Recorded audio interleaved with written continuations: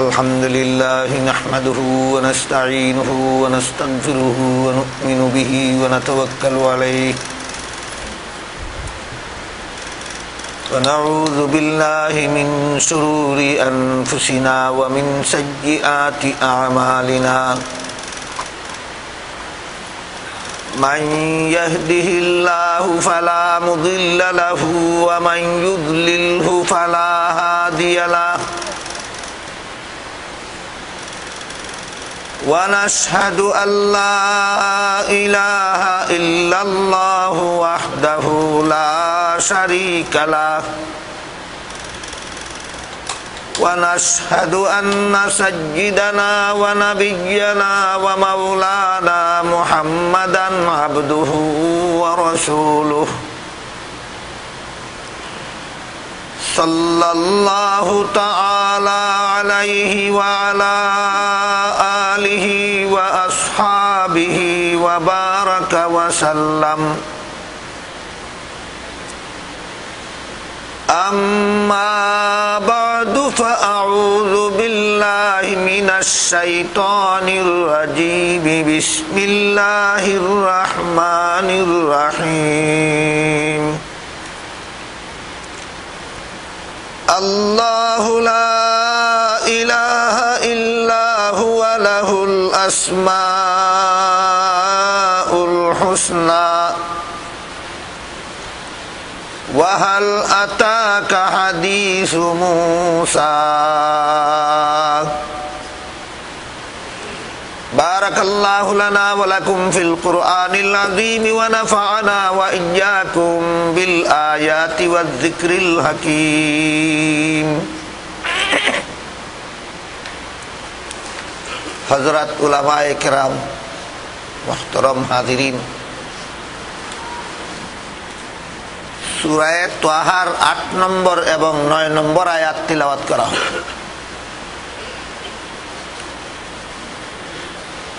একাধারে কয়েকদিন যাবত প্রোগ্রাম চলছে। শুরু থেকেই আমি উল্লেখ করেছি যে সূরায়ে ত্বাহার 4 নম্বর আয়াত থেকে 8 নম্বর আয়াত পর্যন্ত প্রত্যেকটা আয়াতে বিভিন্ন পদ্ধতিতে আল্লাহর পরিচয় পেশ করা হয়েছে। তারপর 9 নম্বর আয়াত থেকে মূল বিষয়ের আলোচনা শুরু হয়েছে।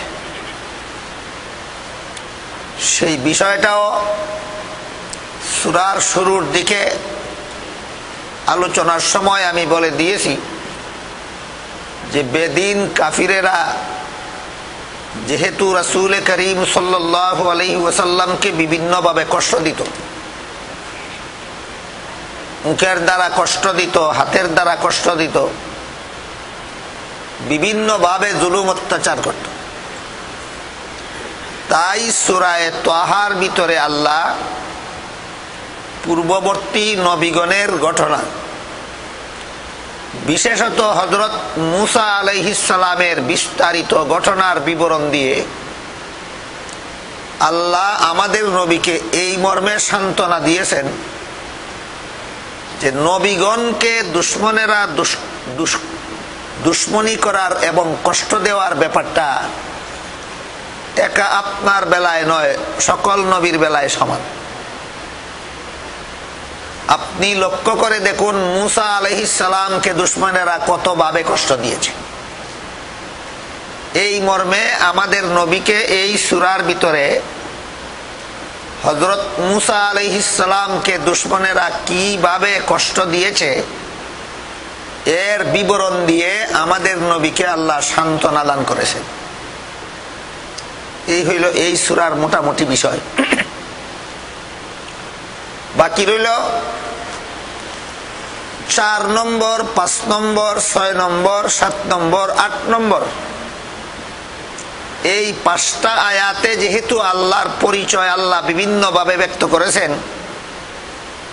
এজন্য 4 নম্বর আয়াত থেকে 8 নম্বর আয়াত পর্যন্ত তাফসীরের আলোচনা যেদিন যেখানেই হয়েছে আল্লাহর পরিচয়ের প্রসঙ্গে হয়েছে। আজকেও 8 নম্বর এবং 9 নম্বর আয়াত তিলাওয়াত করা হয়েছে। 9 নম্বর আয়াত থেকে মূল আলোচনা শুরু হইল, আর 8 নম্বর আয়াতে ওই পুরাতন বিষয় আল্লাহর পরিচয়। আল্লাহ বলেন, আল্লাহু লা ইলাহা ইল্লা হুয়া লাহুল আসমাউল হুসনা। আসমান, জমিন, আরশ, কুরসি, লৌহ কলম সর্বত্র যিনি বিরাজমান, যা 7 নম্বর আয়াত পর্যন্ত বলা হয়েছে, তার সুস্পষ্ট পরিচয় হলো আল্লাহ। তিনি হলেন আল্লাহ। লা ইলাহা ইল্লাহু, তিনি ছাড়া আর কোনো মাবুদ নাই। সমস্ত মুসলমান লা ইলাহা ইল্লাল্লাহ মুহাম্মাদুর রাসূলুল্লাহ এই কলেমা স্বীকার করার মাধ্যমে সমস্ত মুসলমান আল্লাহর সাথে ওয়াদায় আবদ্ধ যে আমরা এক আল্লাহর ইবাদত করব, এক আল্লাহর গোলামি করব, মুহাম্মাদুর রাসূলুল্লাহ সাল্লাল্লাহু আলাইহি ওয়াসাল্লামের তরিকা মতে করব। এই লা ইলাহা ইল্লাল্লাহর মর্মটা একটু বুঝে নিলে আয়াতের তাফসীরটা বোঝা সহজ হবে। আমরা ছোটবেলা থেকে সারা জীবনভর এই কলেমা পড়ি, অর্থ উচ্চারণ করি। সচরাচর আমরা এই কলেমার অর্থ এইভাবেই জানি যে লা ইলাহা ইল্লাল্লাহু মুহাম্মাদুর রাসূলুল্লাহ, এর অর্থ হইল এক আল্লাহ ছাড়া আর কোনো মাবুদ নাই। হযরত মুহাম্মদ সাল্লাল্লাহু আলাইহি ওয়াসাল্লাম আল্লাহর রাসূল। এক আল্লাহ ছাড়া মাবুদ নাই যে আমি স্বীকার করলাম। মাবুদ কাকে বলে? যার ইবাদত করা হয়।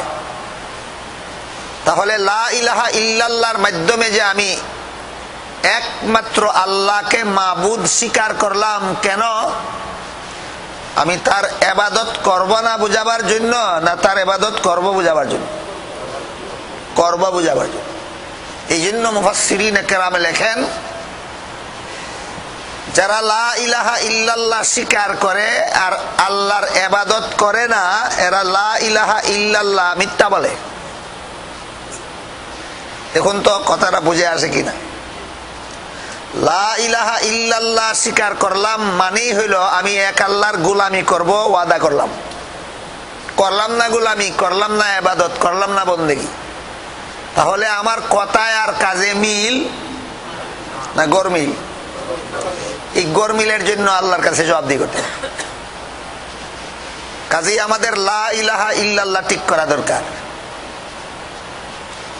লা ইলাহা ইল্লাল্লাহর মানেই হলো এক আল্লাহ ছাড়া মাবুদ নাই, অর্থাৎ একমাত্র আল্লাহ আমার মাবুদ। আমি একমাত্র আল্লাহর ইবাদত করব, আমি আল্লাহ ছাড়া আর কারো ইবাদত করব না। তারপর মুহাম্মাদুর রাসূলুল্লাহ সাল্লাল্লাহু আলাইহি ওয়াসাল্লাম আল্লাহর পক্ষ থেকে পাঠানো হয়েছে আমার কাছে আল্লাহর ইবাদত আমাকে শিক্ষা দেওয়ার জন্য।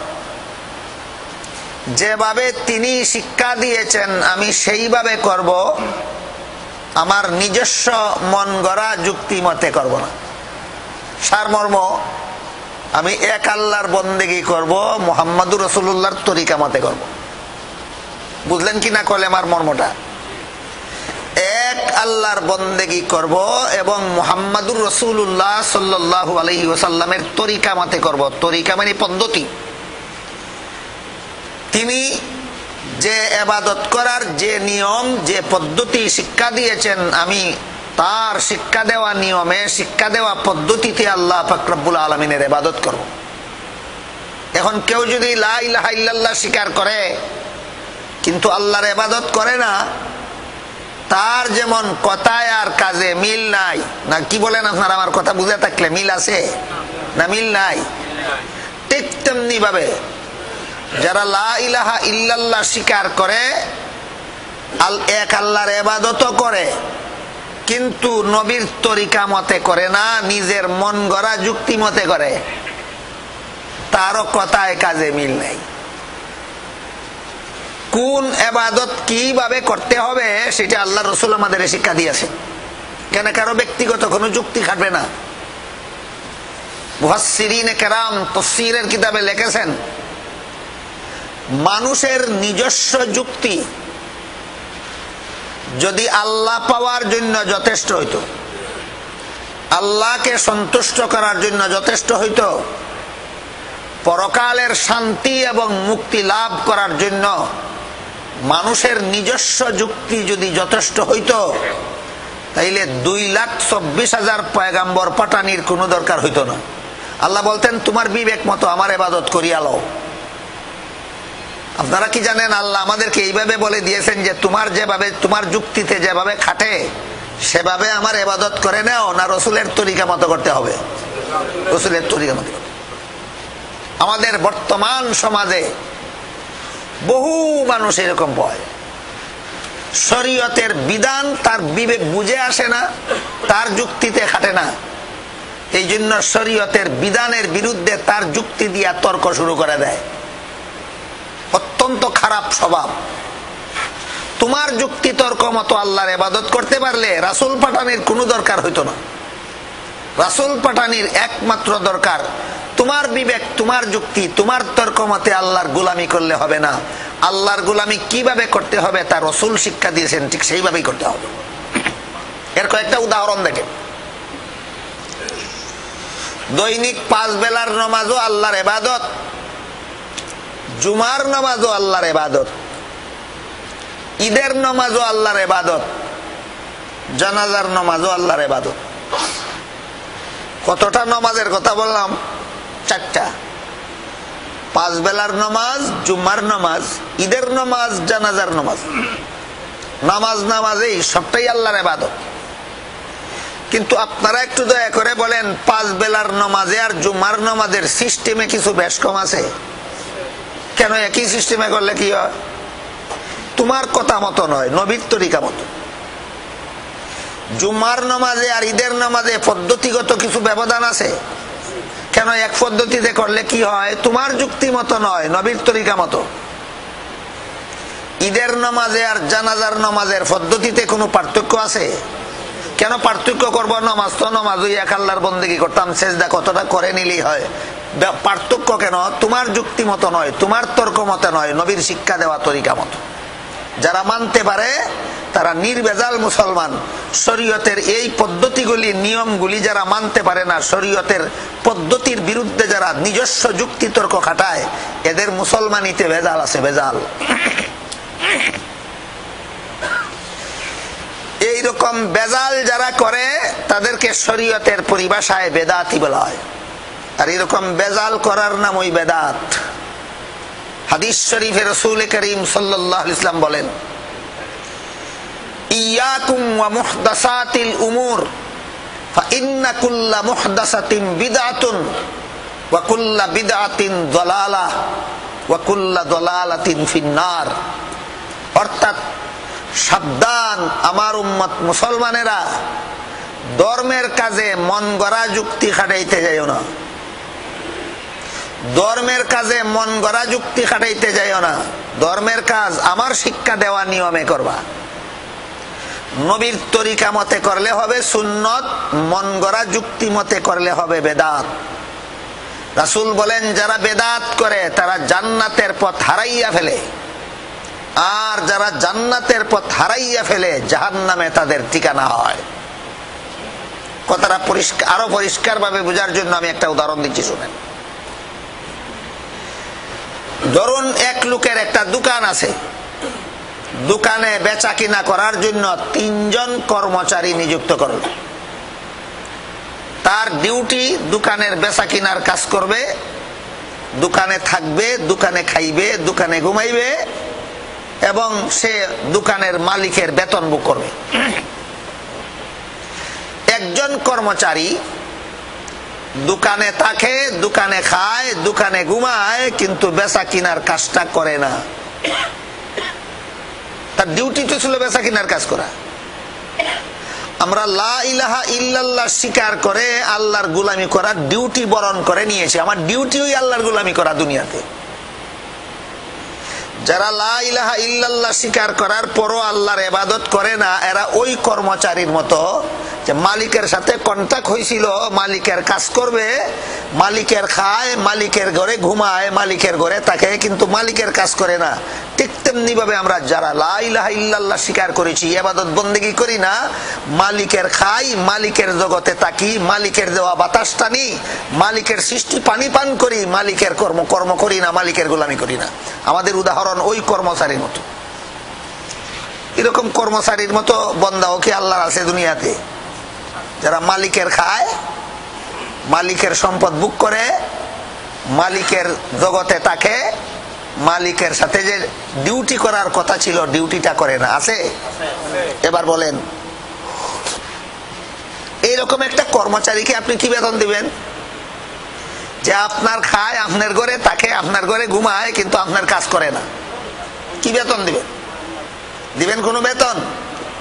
না, তার চাকুরি ক্যান্সেল হবে, চাকরি ক্যান্সেল হবে।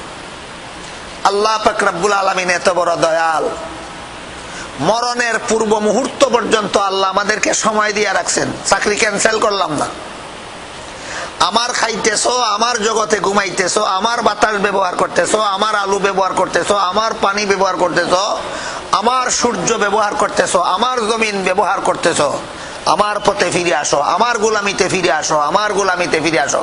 মরণের আগ পর্যন্ত আল্লাহ ডাকতেই থাকেন, লা ইলাহা ইল্লাল্লাহর দিকে ফিরে আসো, আমি জান্নাত নিয়ে তোমার জন্য অপেক্ষায় আছি।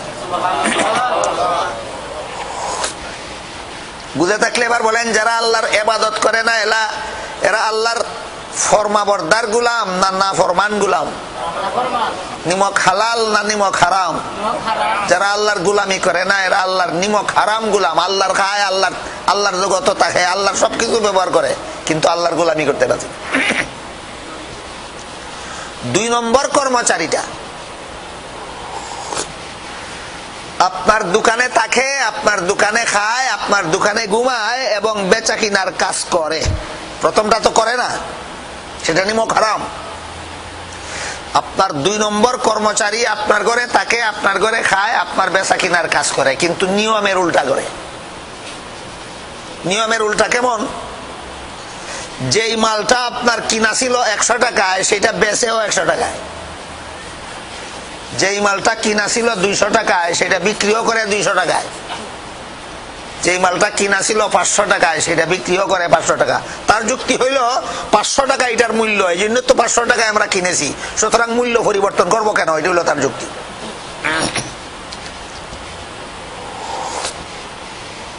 আপনার 500 টাকার বিনিময়ে কিনা মাল 500 টাকা বিক্রি করলো, ক্যারিং খরচ দিবে কে? ঘর ভাড়া দিবে কে? কর্মচারীর বেতন দিবে কে? কাজেই এই কর্মচারী তো আপনি ডিউটি করে ঠিক, কিন্তু নিয়ম মতে করে না নিয়মের উল্টা করে? শুধু চাকুরি যাবে না জরিমানাও আসবে? জরিমানা কি? তুমি যে 500 টাকার খরিদা মাল আমার তুমি 500 টাকা বিক্রি করে দিছো, আমার ক্যারিং খরচ কে দিবে? জরিমানা তোমার দিতে হবে। আমার ঘর ভাড়া কে দিবে? জরিমানা তোমার দিতে হবে। আমার কর্মচারী বেতন কে দিবে? জরিমানা তোমার দিতে হবে। এই লোকটা কাজ করেও শুধু চাকরি ক্যান্সেল হইল না, বরং পাল্টা জরিমানাও লাগলো।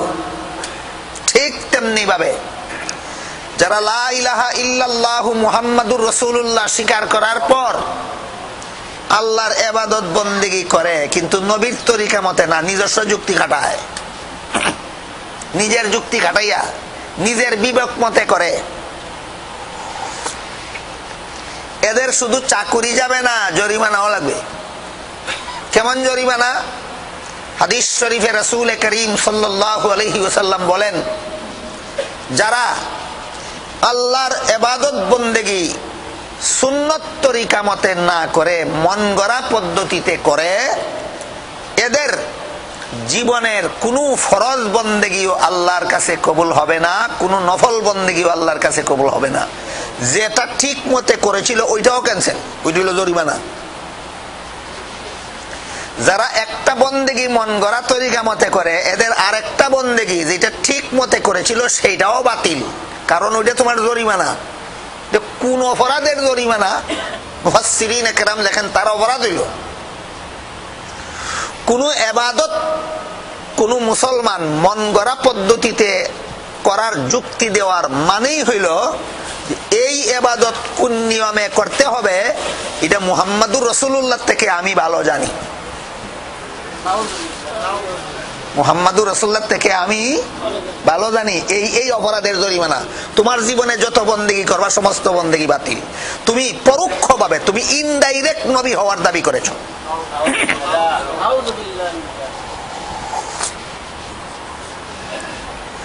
এবার বলেন লা ইলাহা ইল্লাল্লাহু মুহাম্মাদুর রাসূলুল্লাহর মর্ম একটু ক্লিয়ারলি বুঝে আসলো কিনা, একটু পরিষ্কার বুঝে আসলো কিনা? তাহলে আমরা কোথায় আর আমাদের কলেমার মর্ম কোথায়? আরেকটু পরিষ্কার একটা উদাহরণ দেই শুনে। মুহাম্মাদুর রাসূলুল্লাহ সাল্লাল্লাহু আলাইহি ওয়াসাল্লাম শিক্ষা দিয়েছেন যে সমস্ত নামাজের আগে আযান দিতে হবে, আযানের প্রথম কলেমা হবে আল্লাহু আকবার আল্লাহু আকবার। আযানের দ্বিতীয় কলেমা হবে আশহাদু আল্লা ইলাহা ইল্লাল্লাহ, দুইবার করে। আযানের তৃতীয় কলেমা হবে আশহাদু আন্না মুহাম্মাদার রাসূলুল্লাহ। এরপরে আযানের চতুর্থ কলেমাটা কি হবে? হাইয়া আলাস সালাহ। একজন মুয়াজ্জিন যদি হাইয়া আলাস সালাহ, হাইয়া আলাল ফালাহ, আস-সালাতু খায়রুম মিনান নাওম এর অর্থ যদি নাও বুঝে তাহলে আযান হবে না। অর্থ না বুঝলে আযান হবে না? হবে।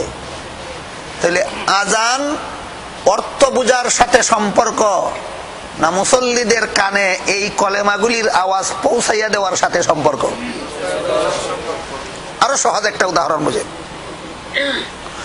মুসলমানের কোন সন্তান জন্মগ্রহণ করলে, মুসলমানের কোন সন্তান জন্মগ্রহণ করার পর সন্তানকে ধুয়ে মুছে পাক সাফ করার পর মা বাবার সর্বপ্রথম দায়িত্ব হলো সন্তানের ডান কানে আযানের কলেমাগুলি উচ্চারণ করবে আর বাম কানে একামতের কলেমাগুলি উচ্চারণ করবে। সন্তানের কানের কাছে, যদিও সন্তান কথা বলতে পারে না, তার কানের কাছে শব্দ উচ্চারণ করলে শুনেও না, কি বলেন? শুনে কি না? শুনে। তখনই কি সন্তান বুঝে হাইয়া আলাস সালাহ অর্থ? তখনই কি সন্তান হাইয়া আলাল ফালাহ অর্থ বুঝে? আপনি যদি যুক্তি খাটান, বুঝে না কথা তার কানে উচ্চারণ করলে কি লাভ? আপনার মুহাম্মাদুর রাসূলুল্লাহ কলেমার মর্ম গেল কোথায়? আপনার কি আমার কথা বুঝতে পারতেছেন? তোমার যুক্তি খাটানির জন্য মুহাম্মাদুর রাসূলুল্লাহ না, তোমার যুক্তি বুঝে আসুক আর না আসুক নবীর তরিকা মেনে নেওয়ার জন্য মুহাম্মাদুর রাসূলুল্লাহ। যেমন ভাবে সন্তান হাইয়া আলাস সালাহ বুঝে না, তবুও তার কানের মধ্যে এই কলেমা উচ্চারণ করা নবীর তরিকা। যেমন ভাবে সদ্য প্রসূত সন্তান হাইয়া আলাল ফালাহ বুঝে না, তবুও তার কানের কাছে এই কলেমা উচ্চারণ করা, তার কানে পৌঁছাইয়া দেওয়া নবীর তরিকা। ঠিক তেমনি ভাবে যে সমস্ত নামাজের শুরুতে আযান আছে, এই আযান যারা শুনবে তারা বুঝবে দূরের কথা, যে দিবে সেও যদি বুঝে না, এখানে বুঝার সাথে সম্পর্ক নাই, আওয়াজটা মুসল্লিদের কানে পৌঁছাইয়া দেওয়া নবীর তরিকা।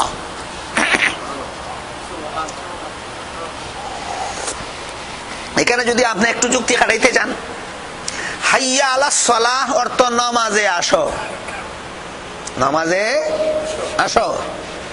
তো নামাজে আসো বললে বাঙালিরা সহজে বুঝবে। আমি হাইয়া আলাস সালাহ না বলে নামাজে আসো বলবো, তুমি বলতে পারো, তুমি বেদাতি হইতে পারো, আযান হতে পারে না।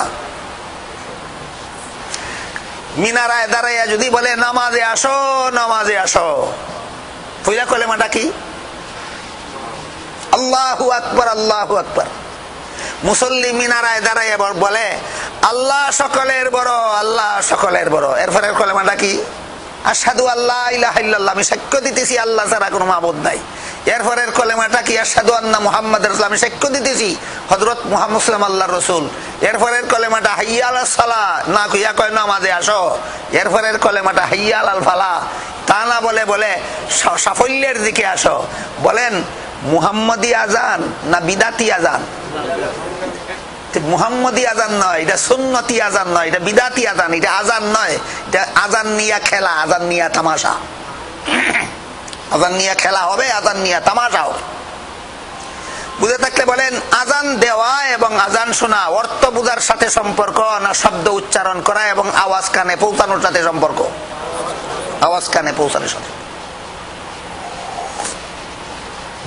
ঠিক তেমনি ভাবে আল্লাহ পাক রব্বুল আলামিন পবিত্র কোরআনের এক আয়াতে বলেন, ইয়া আইয়ুহাল্লাযীনা আমানু ইযা নুদিয়া লিস-সালাতি মিন ইয়াউমিল জুমুআতি ফাসআউ ইলা যিকরিল্লাহ।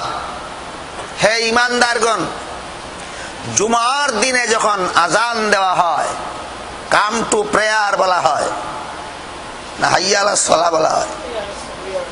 না আপনারা আগামীতে কাম টু প্রেয়ার কইবেন আজানে, না হাইয়া আলাস সালাহ কইবেন? আল্লাহ বলেন, হে ঈমানদারগণ, জুমার দিনে যখন আজান দেওয়া হয় তখন তোমরা বেচাকিনা সহ সংসারের সকল কাজকর্ম বর্জন করে আল্লাহর জিকির শুনতে আসো, তাড়াহুড়া করে আল্লাহর জিকিরের দিকে তাড়াহুড়া করে আসো। মুফাসসিরিন কেরাম তাফসীরের কিতাবে লিখেছেন, আজান শুনলে, জুমার দিনের আজান শুনলে পরে আল্লাহর জিকিরের দিকে তাড়াহুড়া করে আসবো। সেই জিকিরটা কি? তাফসীরে লেখা আছে, এই জিকিরের ব্যাখ্যা দুইটা। এই জিকিরের একটা ব্যাখ্যা হইল খুতবা শুনতে আসো, আর একটা ব্যাখ্যা হইল জুমার নামাজ আদায় করতে আসো। সুতরাং নামাজ যেমন তোমার ভাষায় পড়লে হবে না, আল্লাহর নবী যে ভাষায় শিক্ষা দিয়েছেন সেই ভাষায় পড়তে হবে। ঠিক তেমনি ভাবে জুমার খুতবা তোমার ভাষায় দিলে হবে না, আল্লাহর নবী যে ভাষায় শিক্ষা দিয়েছেন সেই ভাষায় দিতে হবে। এটা একটা ভাষণ নয়, এটা আল্লাহর জিকির।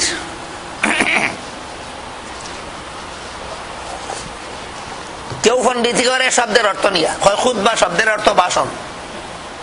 ভাষণ যদি বুঝলোই না তো দিয়া লাভ কি? এটা একটা আলাদা পণ্ডিতি। আমি বলি আজান শব্দের অর্থ কি? ইনভাইট, না কি বলেন আপনারা ইংরেজিতে? দাওয়াত রে, জি, ইনভাইটেশন। আজান শব্দের অর্থ যদি ইনভাইটেশন হয়, তা আমি হাইয়া আলাস সালাহ বললাম, শূন্যওয়ালা যদি না বুঝে তা আজান দিয়া লাভ কি? তো আমার যুক্তির যে জবাব, তোমার যুক্তির সেই জবাব। বলেন, আল্লাহর ইবাদত বন্দেগীর বেলায় মন গড়া যুক্তি খাটানোর জন্য মুহাম্মাদুর রাসূলুল্লাহ মানছি, না যুক্তিতে লাথি মারিয়া নবীর তরিকা মানার জন্য মুহাম্মাদুর রাসূলুল্লাহ মানছি?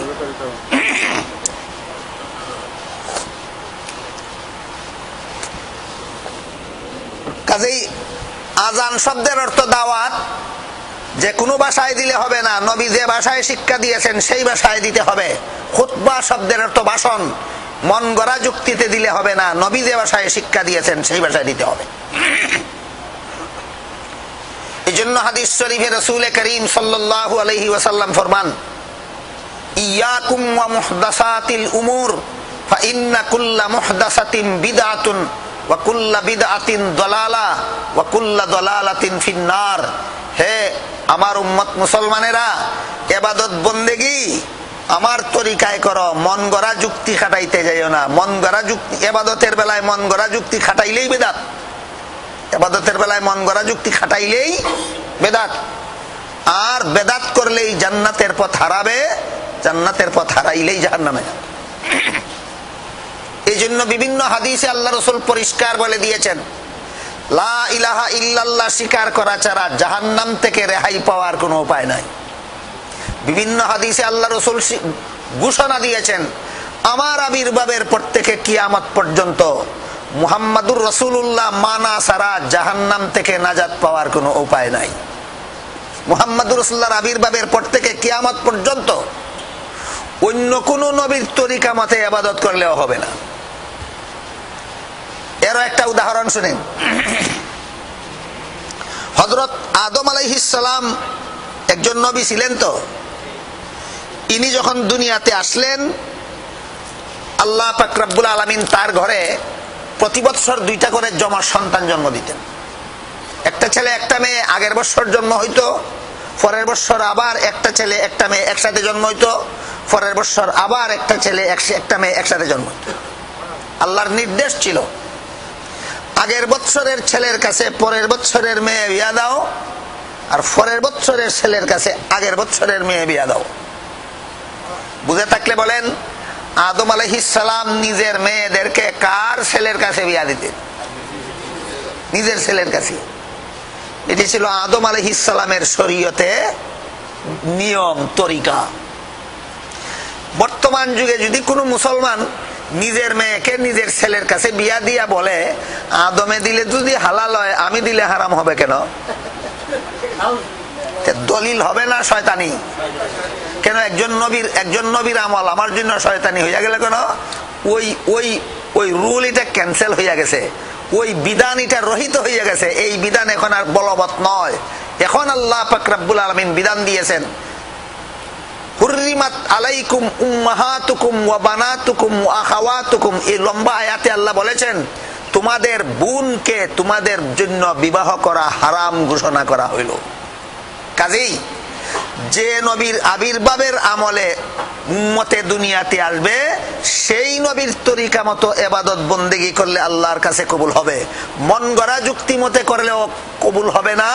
এক নবীর উম্মত হইয়া আরেক নবীর তরিকা মতে করলেও কবুল হবে না। এবার বলেন আমরা মুহাম্মাদুর রাসূলুল্লাহ কলেমা পড়েছি কেন? মুসা নবীর তরিকা পালনের জন্য, ঈসা নবীর তরিকা পালনের জন্য, আদম নবীর তরিকা পালনের জন্য? কখনো নয়। মুহাম্মাদুর রাসূলুল্লাহ কলেমা পড়েছি সকল নবীর তরিকা রহিত, একমাত্র কিয়ামত পর্যন্ত মুহাম্মাদুর রাসূলুল্লাহর তরিকা মতো যেই বন্দেগী করা হবে সেইটি আল্লাহর কাছে কবুল হবে।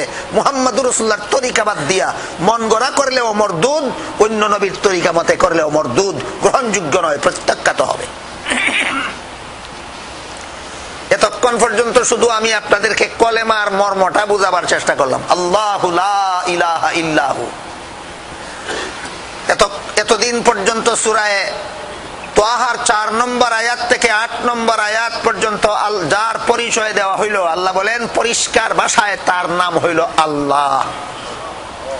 এই আল্লাহর ইবাদত করার অঙ্গীকার তোমরা করেছো লা ইলাহা ইল্লাল্লাহর মধ্যে। আর মন গড়া যুক্তি মতো অথবা অন্য কোন নবীর তরিকা মতো আল্লাহর ইবাদত না করে একমাত্র মুহাম্মাদুর রাসূলুল্লাহর তরিকা মতে ইবাদত করার অঙ্গীকার তোমরা করেছো। কলেমার দ্বিতীয় অংশ মুহাম্মাদুর রাসূলুল্লাহ। একবার হযরত উমর ফারুক রাদিয়াল্লাহু আনহু তাওরাতের লিখিত কিছু উপদেশের কথা, নসিহতের কথা নিয়ে মুহাম্মাদুর রাসূলুল্লাহ সাল্লাল্লাহু আলাইহি ওয়াসাল্লামের কাছে গেলেন। গিয়া বললেন, ওগো আল্লাহর রাসূল, তাওরাতেও তো ভালো কথা ছিল দেখা যায়। রাসূল কোনো জবাব দিলেন।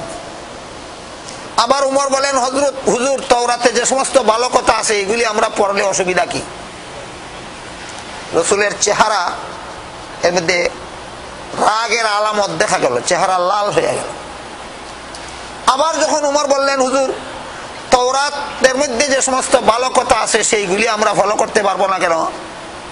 রাসূল তখন জবাব দিলেন, হে উমর, এই তাওরাত যে মুসা আলাইহিস সালামের কাছে নাজিল হয়েছিল, তিনি নিজেও যদি বর্তমান দুনিয়াতে থাকতেন তাওরাত বর্জন করে আমার কাছে নাজিলকৃত কুরআন ফলো করা তার উপর ফরজ হইতো। এবার বলেন তো, আমরা বাইবেল পাঠ করলে দোষ কি?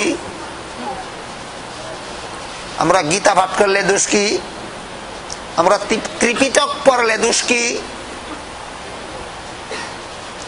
যারা গীতার খবর জানে, যারা ত্রিপিটকের খবর জানে, যারা তাওরাতের খবর জানে, যারা ইনজিলের খবর জানে, যারা বিভিন্ন ধর্মগ্রন্থের খবর জানে, তাদের কথা শুনে আমাদের লাভ কি? মুসলমান কোথায়? কোরআন শিখার জন্য মুসলমান তৈয়ার নয়, আর অন্যান্য ধর্মগ্রন্থের কথা যে জানে তার কথা শোনার জন্য মুসলমান দলে দলে পাগল হইয়া যায়। কি ব্যাপার? হুশ জ্ঞান কোথায়? তোমার লা ইলাহা ইল্লাল্লাহর মর্ম কি? তোমার মুহাম্মাদুর রাসূলুল্লাহ কলেমার মর্ম কি? ফার্মেসির থেকে ঔষধ কিনলেন, দেখলেন বিভিন্ন ঔষধের প্যাকেটের গায়ে লেখা আছে 2009 সালের জানুয়ারি পর্যন্ত বলবৎ। 2009 সালের জানুয়ারি পর্যন্ত বলবৎ। যতগুলি ঔষধের প্যাকেটের গায়ে লেখা আছে 2009 সালের জানুয়ারি পর্যন্ত কার্যকর, বলেন এই ঔষধগুলি 2010 সালে খাইলে কি হবে? কি হবে? তওরাতে, ইনজিলে, অন্যান্য আসমানি কিতাবে বারবার বারবার বারবার উল্লেখ করে দেওয়া হয়েছে মুহাম্মাদুর রাসূলুল্লাহর আবির্ভাবের পরে, কোরআন নাজিল হওয়ার পর থেকে পূর্ববর্তী আসমানি কিতাবগুলির বিধিবিধান মেয়াদ শেষ। ওভার ডিউটি, ওভার কি ওভার ডেট না কি করে, কি বলবেন আপনারা? ওভার ডেট বলেন। কোরআন নাজিল হওয়ার পরে তাওরাত ওভার ডেট কিনা? কোরআন নাজিল হওয়ার পরে ইনজিল ওভার ডেট কিনা? কোরআন নাজিল হওয়ার পরে জাবুর ওভার ডেট কিনা? কোরআন নাজিল হওয়ার পরে বাইবেল ওভার ডেট কিনা? ওভার ডেট ঔষধ যে বিক্রি করে তার কাছে আমার সময় নষ্ট করতে এগুলি কিনতে যাব কেন? অথচ কোরআন শিখার বেলায় মুসলমান নাই। কতজন মুসলমান কোরআন শিখতে রাজি হয়? কতজন মুসলমান তার বাচ্চাকে কোরআন শিক্ষা দিতে রাজি হয়? হ্যাঁ, কিছু কিছু কথা আছে অন্যান্য আসমানি কিতাবেও ছিল, কোরআনেও আছে। যেমন লা ইলাহা ইল্লাল্লাহ ওই কিতাবেও ছিল, আমাদের কোরআনেও আছে। সুতরাং লা ইলাহা ইল্লাল্লাহ শিখার জন্য বাইবেলের দরকার আছে না কোরআন যথেষ্ট? লা ইলাহা ইল্লাল্লাহ শিখার জন্য ইনজিলের দরকার আছে না কোরআন যথেষ্ট? লা ইলাহা ইল্লাল্লাহ শিখার জন্য জাবুর দরকার আছে না কোরআন যথেষ্ট? যে কথাগুলি সেখানেও ছিল এখানেও আছে, সেই কথাগুলি তো আমি এখানেই পাই। আর যে কথাগুলি এখানে ছিল না সেখানে ছিল, ওইগুলো তো ক্যান্সেল। এখন বলেন কোন বুদ্ধিমান যাইতে পারে কোরআন না শিখে ওইগুলি শুনতে? বিবেকটাকেও তো কাজে লাগানো দরকার। এই জন্য এই সমস্ত ত্রুটি বিচ্যুতি আমাদের হয় কলেমার মর্ম না বুঝার কারণে। লা ইলাহা ইল্লাল্লাহর মর্ম বুঝি না, এই জন্য আল্লাহর ইবাদত যথারীতি করি না। মুহাম্মাদুর রাসূলুল্লাহ কলেমার মর্ম বুঝি না, এই জন্য ইবাদতের বেলায় নবীর তরিকাকে কাজে না লাগাইয়া মন গড়া যুক্তিকে কাজে লাগাইতে যায়। যারা লা ইলাহা ইল্লাল্লাহর মর্ম সঠিকভাবে বুঝে, এদের লা ইলাহা ইল্লাল্লাহর দাম কত? হাদিস শরীফে হযরত রাসূল করিম সাল্লাল্লাহু আলাইহি ওয়াসাল্লাম বলেন, যে ব্যক্তি সারা জীবন ভর লা ইলাহা ইল্লাল্লাহ মানে না, বিশ্বাস করে না, জীবনের শেষ মুহূর্তেও যদি লা ইলাহা ইল্লাল্লাহ মেনে নেয়, স্বীকার করে নেয়, সারা জীবন ভর যত গুনাহ করেছিল একমাত্র লা ইলাহা ইল্লাল্লাহ গ্রহণ করার কারণে আল্লাহ তার সারা জিন্দেগীর সমস্ত গুনাহ মাফ করে। বলেন লা ইলাহা ইল্লাল্লাহ একটা অর্ডিনারি জিনিস না মহামূল্যবান? মর্ম বুঝলে না মর্ম না বুঝলে? লা ইলাহা ইল্লাল্লাহ মর্ম, লা ইলাহা ইল্লাল্লাহ স্বীকার করার সাথে সাথে জিন্দেগীর সমস্ত গুনাহ মাফ। হাদিস শরীফে আল্লাহ রাসূল বলেন, মান কালা লা ইলাহা ইল্লাল্লাহ দাখালাল জান্নাহ, যে লা ইলাহা ইল্লাল্লাহ স্বীকার করবে জান্নাতে প্রবেশ করবে। আল্লাহ রাসূল বলেন, ইয়া আইয়ুহান নাস কুলু লা ইলাহা ইল্লাল্লাহ তুফলিহু, হে জগৎবাসী মানুষ সকল, লা ইলাহা ইল্লাল্লাহ স্বীকার করো, জীবন সফল হয়ে যাবে।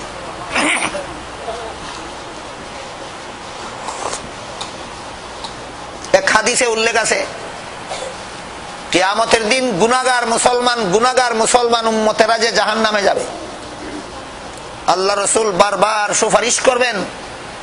রাসূলের সুপারিশের উসিলায় আল্লাহ বারবার বিভিন্ন স্তরের গুনাহগারদেরকে জাহান্নাম থেকে নাজাত দিয়ে দিবেন।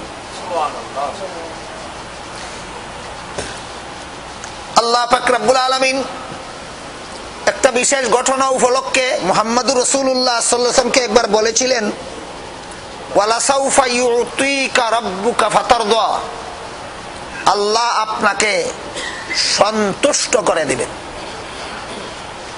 একটা বিশেষ ঘটনাকে কেন্দ্র করে আল্লাহ রাসূলের কাছে আয়াত নাজিল করে বলেন, ওয়ালা সাউফা ইউতিকা রাব্বুকা ফাতারদা, তোমার রব তোমাকে এমন দেওয়া দিবেন যাতে তুমি খুশি হয়ে যাবে।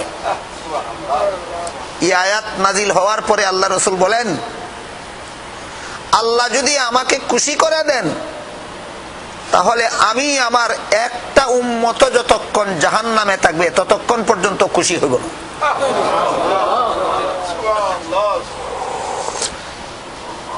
এই জন্য পরকালে মুহাম্মদুর রাসূলুল্লাহর গুনাহগার উম্মতেরা জাহান্নামে গেলে রাসূল বারবার সুপারিশ করবেন, আর আল্লাহ বিভিন্ন পর্যায়ের গুনাহগারদেরকে রাসূলের সুপারিশে মাফ করতে থাকবেন, মাফ করতে থাকবেন, মাফ করতে থাকবেন। শেষ পর্যন্ত একদল গুনাহগার জাহান্নামে থাকবে, এদের সওয়াব বলতে কোনো আমলই দুনিয়াতে করে নাই, সব রকমের গুনাহ তারা করেছিল, শুধু লা ইলাহা ইল্লাল্লাহ বিশ্বাস করেছিল। এদের ব্যাপারে যখন রাসূল সুপারিশ করতে চাইবেন, আল্লাহ বলবেন এদের ব্যাপারে আপনার সুপারিশ লাগবে না। লা ইলাহা ইল্লাল্লাহ যারা বিশ্বাস করেছে এদেরকে আমি বিনা সুপারিশে জাহান্নাম থেকে খালাস করে দেব। এই সমস্ত হাদিস সচরাচর আমরা সবাই বলি না। কেন বলি না? বেনমাজি, বেরোজাদার, বেপরদা, বেসরা, সুদকুর, ঘুষখোর, মদখোর, গাঞ্জাখোর, যারা যারা লা ইলাহা ইল্লাল্লাহ বিশ্বাস করে, এরা একটা দলিল পায়। কি দলিল পায়? নামাজ না পড়লেও বেহেশতে যাওয়া যায়। হ্যাঁ, অবশ্যই এটা দলিল, নামাজ না পড়লে বেহেশতে যাওয়া যায়। সুদ খাইলেও ব্যস্ত যাওয়া যাবে, ঘুষ খাইলেও ব্যস্ত যাওয়া যাবে, লা ইলাহা ইল্লাল্লাহ বিশ্বাস করলে। মদ খাইলেও ব্যস্ত যাওয়া যাবে, গাঞ্জা খাইলেও ব্যস্ত যাওয়া যাবে। কথা ঠিক আছে? বরং এই মর্মের আরো পরিষ্কার ভাষায় একটা হাদিস আছে। হযরত আবু যর রাদিয়াল্লাহু তাআলা আনহু কে রাসূল ডাকেন, ডাকিয়া বলেন, ও আবু যর। আবু যর বলেন, লাব্বাইকা ইয়া রাসূলুল্লাহ। রাসূল বলেন, যে ব্যক্তি লা ইলাহা ইল্লাল্লাহ স্বীকার করবে সে জান্নাতে যাবে। আবু যর বলেন, ওয়ালাউ জানা ওয়া ইন জানা ওয়া ইন সারাকা। লা ইলাহা ইল্লাল্লাহ যে লোকটা স্বীকার করলো, এই লোকটা যদি জিনাও করে, এই লোকটা যদি চুরিও করে, তবে এই লোকটা বেহেশতে যাবে। রাসূল বলেন, ওয়া ইন জানা ওয়া ইন সারাকা, জিনা করলেও লা ইলাহা ইল্লাল্লাহ ওয়ালা বেহেশতে যাবে, চুরি করলেও লা ইলাহা ইল্লাল্লাহ ওয়ালা বেহেশতে যাবে। আবু যর আবার বলেন, ওয়া ইন জানা ওয়া ইন সারাকা, চুরি করলেও জিনা করলেও লা ইলাহা ইল্লাল্লাহ ওয়ালা বেহেশতে যাবে। তিনবার যখন আবু যর এই কথাটা রিপিট করছেন, তৃতীয়বারের বেলা আল্লাহ রাসূল বলেন, ওয়া ইন জানা ওয়া ইন সারাকা আলা রাগমি আনফি আবি যর। ও আবু যর, চুরি করনেওয়ালা, জিনা করনেওয়ালা, লা ইলাহা ইল্লাল্লাহর বিশ্বাসী বেহেশতে যাবে, এতে তুমি বেইজ্জত হইলেও এরা বেহেশতে যাবে। এতে যদি তুমি অপমান মনে করো তোমার জন্য, তবুও লা ইলাহা ইল্লাল্লাহ ওয়ালা চোর, লা ইলাহা ইল্লাল্লাহ ওয়ালা জিনাকার বেহেশতে যাবে, এতে তুমি বেইজ্জত হইলেও তারা বেহেশতে যাবে। আরেকদিনের ঘটনা শুনেন, তারপরে বলবো এই সমস্ত হাদিস আমরা ওয়াজে বলি না কেন। আরেকদিনের ঘটনা, হযরত রাসূল করিম সাল্লাল্লাহু আলাইহি ওয়াসাল্লাম এক বৈঠকে বসা ছিলেন, সাহাবায়ে কেরাম সেখানে উপস্থিত ছিলেন। হঠাৎ রাসূল বৈঠক থেকে উঠে চলে গেলেন। সাহাবায়ে কেরাম মনে করলেন যে আমাদেরকে কিছু বলে যাননি, যেহেতু হয়তো কোনো দরকারে গেছেন, হয়তো পেশাব করবেন বা উযু করবেন, আবার চলে আসবেন। সাহাবায়ে কেরাম বসে বসে অপেক্ষা করতেছিলেন। অনেকক্ষণ অপেক্ষার পরেও যখন রাসূল আসেননি ফিরে, তখন সাহাবায়ে কেরাম রাসূলের খুঁজে বের হলেন। খুঁজতে খুঁজতে খুঁজতে খুঁজতে সর্বপ্রথম হযরত আবু হুরায়রা রাদিয়াল্লাহু তাআলা আনহু মুহাম্মদুর রাসূলুল্লাহ সাল্লাল্লাহু আলাইহি ওয়াসাল্লামকে একটা বাগানের ভিতরে আল্লাহর মুরাকাবা অবস্থায় পাইলেন। মুরাকাবা একটা বিশেষ অবস্থার নাম, যে অবস্থায় থাকলে মানুষ, যার মুরাকাবায় থাকে, তার জ্ঞান ধারণা ছাড়া জগতের আর কোনো কিছুর কল্পনা জল্পনাও তার অন্তরে থাকে না। এই অবস্থাটার নাম মুরাকাবা। রাসূল আল্লাহর মুরাকাবায় ছিলেন, এই জন্য আল্লাহ ছাড়া তখন রাসূলের কল্পনায় জগতের কিছুই ছিল না। এই অবস্থায় গিয়া হযরত আবু হুরায়রা রাদিয়াল্লাহু তাআলা আনহু রাসূল করিম সাল্লাল্লাহু আলাইহি ওয়াসাল্লামকে পাইলেন। মুরাকাবা শেষ হওয়ার পরে আবু হুরায়রা বলেন, রাসূল আপনি আমাদেরকে কিছু বলে আসেননি, এই জন্য আমরা চিন্তায় অস্থির হয়ে গেলাম। আপনি কোথায় গেলেন? কোনো শত্রু হামলা করলো কিনা, কোনো দুশমন হামলা করলো কিনা? রাসূল বলেন, তোমাদের তো চিন্তার কোনো কারণ নাই। যে লা ইলাহা ইল্লাল্লাহ বিশ্বাস করবে সে বেহেশতে যাবে। যাও তুমি আমার পক্ষ থেকে এই সংবাদ গিয়া প্রচার করো যে লা ইলাহা ইল্লাল্লাহ বিশ্বাস করবে সে বেহেশতে যাবে। আবু হুরায়রা বলেন, হুজুর আর কোন লোকে আপনাকে তালাশ করে পাইলো না, আমরা অনেক লোক ছিলাম, অনেকেই তালাশ করতেছি, একা একা আমি পাইলাম, আর আপনি আমাকে বলে দিলেন প্রচার করার জন্য যে লা ইলাহা ইল্লাল্লাহ স্বীকার করবে সে বেহেশতে যাবে। একা আমার কথা যদি কেউ বিশ্বাস না করে, আপনার সাথে যে আমার সাক্ষাৎ হইলো, আপনি যে আমাকে কথাটা বলে দিয়েছেন, এর সনদ কি, সার্টিফিকেট কি, আমি মানুষকে কি দিয়ে বিশ্বাস করাবো? রাসূল নিজের জুতা মুবারক আবু হুরায়রার হাতে দিয়া বললেন, আমাকে পাইলা বলেই তো আমার জুতা তোমাকে দিতে পেরেছি, আমার জুতা দেখাইয়া বলবা মানুষ যেন বিশ্বাস করে যে আমার সাথে তোমার সাক্ষাৎ হয়েছে, আর আমি তোমাকে বলে দিলাম এই আমার জুতা, ওই তোমার সার্টিফিকেট, যাও এই জুতা দেখাইবা, বল এই যে প্রমাণ যে আমার সাথে তোমার সাক্ষাৎ হয়েছে, আর যাকেই পাইবা তাকেই বলবা যে লা ইলাহা ইল্লাল্লাহ বিশ্বাস করবে সেই বেহেশতে যাবে, যে লা ইলাহা ইল্লাল্লাহ বিশ্বাস করবে সেই বেহেশতে যাবে, যে লা ইলাহা ইল্লাল্লাহ বিশ্বাস করবে সেই বেহেশতে যাবে। আবু হুরায়রা রাস্তায় বাইর হইলেন রসুলের জুতা হাতে নিয়ে, রসুলের সাথে যে সাক্ষাৎ হইছে এর সার্টিফিকেট।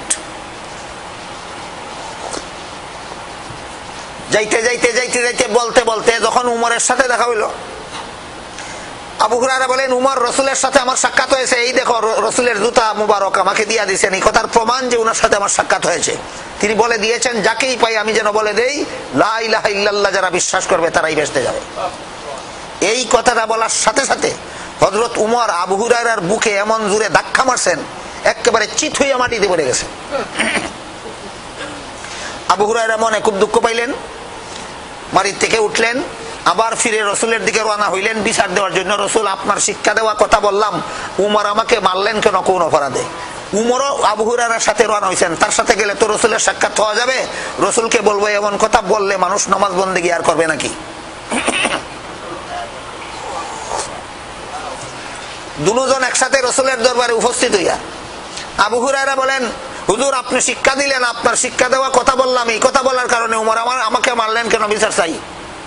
উমর বলেন, ও আল্লাহর রাসূল, এত ডাইরেক্ট কথা বললে এর কিছু ব্যাখ্যা বিশ্লেষণ না কইয়া ডাইরেক্ট কইয়া দিলে মানুষ নামাজ রোজা ইবাদত বন্দেগী করবে নাকি, সুদ ঘুষ মদ গাঞ্জা ছাড়বে নাকি? তখন রাসূল বলেন, আবু হুরায়রা যা বলার বলেছো, আর বলবো না। এই হাদিসের মধ্যে কারণ পাইলেন, আমরা ওয়াজে কেন এই সমস্ত কথা বলি না? এই হাদিসের মধ্যে কারণও আছে কিনা? কি কারণ? যে লা ইলাহা ইল্লাল্লাহ বিশ্বাস করলে বেহেশতে যাবে, নামাজ না পড়লেও বেহেশতে যাবে, রোজা না রাখলেও বেহেশতে যাবে, সুদ খাইলেও বেহেশতে যাবে, ঘুষ খাইলেও বেহেশতে যাবে, মদ খাইলেও বেহেশতে যাবে, গাঞ্জা খাইলেও বেহেশতে যাবে, এই কথাগুলি চুরি করলে জিনা করলে বেহেশতে যাবে, এই কথাগুলি বললে সুরের দল আর কোনোদিন চুরি ছাড়বার কল্পনাও করবে না, জিনাকারের দল কোনোদিন জিনা ছাড়ার কল্পনাও করবে না। ফলাফল কিভাবে কি হবে?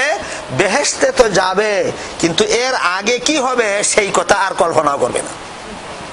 এখন শুনেন, এর আগে কি হবে? বেহেশতে তো যাবে, কিন্তু তার আগে কি হবে? এক হাদিসে উল্লেখ আছে, মান তারাকাস সালাতা আমিদান আও ক্বালা মুতাআম্মিদান উলকিয়া ফিন নারি 80 হুকবাহ। যে ব্যক্তি একটা ফরজ নামাজ, এক বেলার ফরজ নামাজ যে ব্যক্তি শরীয়ত সম্মত কারণ ছাড়া অলসতা করে সময় মতে পড়বে না, সে 2,88,00,000 বৎসর জাহান্নামের শাস্তি ভোগ করবে, আর লা ইলাহা ইল্লাল্লাহ বিশ্বাস করার কারণে তারপরে বেহেশতে যাবে। বুঝতে পারতেছেন কথা আমার? লা ইলাহা ইল্লাল্লাহর অ্যাকশন আছে কিনা? আছে। কি অ্যাকশন? বেহেশতে যাবে। কি অ্যাকশন? বেহেশতে যাবে। আর নামাজ না পড়ার কোন রিঅ্যাকশন নাই। তুমি শুধু অ্যাকশনটা নিয়ে বসে রইলে, রিঅ্যাকশনটা দেখবে কে? এই জন্য ওয়াজে আমরা এগুলি বলি, বললে ওই সাইড এফেক্ট যা আছে ওইটা সহ বলতে হবে। লা ইলাহা ইল্লাল্লাহর কারণে বেহেশতে যাবে এই কথাটা বললে, নামাজ না পড়লে কতদিনের জন্য জাহান্নামে যাবে সাথে ওইটাও বলতে হবে। এবার আমরা একটা মীমাংসায় যাই। আপনি একটা মোমবাতি জ্বালান, মোমবাতি জ্বালাইয়া জ্বলন্ত মোমবাতির আগুনে আপনার আঙ্গুলটা রাখেন 5 মিনিট। 5 মিনিট পরে বলেন যে 2,88,00,000 বৎসর জাহান্নামের আগুনে আমাকে জ্বালাবার পরে বেহেশতে গেলেও আমার চলে। আছেন কোন বাহাদুরি কেন? যে মোমবাতির আগুনে আঙ্গুলটা 5 মিনিট রাখতে পারবেন, তারপরে বলবেন যে 2,88,00,000 বছর আমি জাহান্নামে থাকতে রাজি আছি, কারণ তারপরে তো বেহেশতে যাব।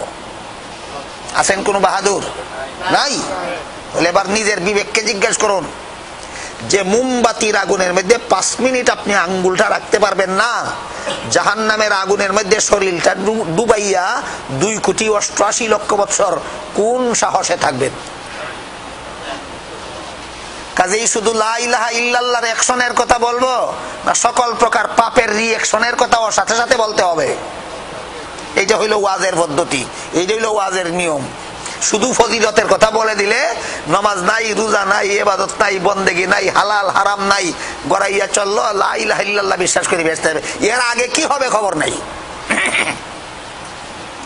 এবার বলেন আপনারা যারা যারা লা ইলাহা ইল্লাল্লাহ বিশ্বাস করেন, কে কে লক্ষ লক্ষ কোটি কোটি বছর জাহান্নামে থাকতে রাজি আছেন? কারণ শেষ পর্যন্ত বেঁচতে যাবেন। কে কে রাজি আছেন?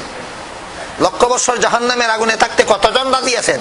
রাজি না থাকলে বন্দেগী করতে হবে, নামাজ পড়তে হবে, রোজা রাখতে হবে, ইবাদত করতে হবে, নবীর সুন্নাত তরিকা পালন করতে হবে, সকল প্রকার পাপ সকল প্রকার গুনাহ ছাড়তে হবে।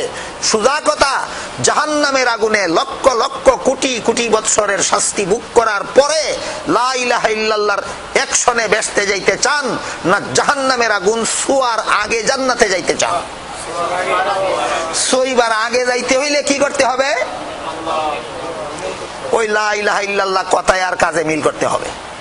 কোথা থেকে আলোচনা শুরু হয়েছিল মনে আছে? কথায় আর কাজে মিল করতে হবে। আমি মুখে যেমন বলেছি লা ইলাহা ইল্লাল্লাহ, কাজে কর্মেও এক আল্লাহর বন্দেগী করতে হবে। মুখে যেমন বলেছি মুহাম্মাদুর রাসূলুল্লাহ, কাজে কর্মেও মুহাম্মাদুর রাসূলুল্লাহর তরিকা পালন করতে হবে।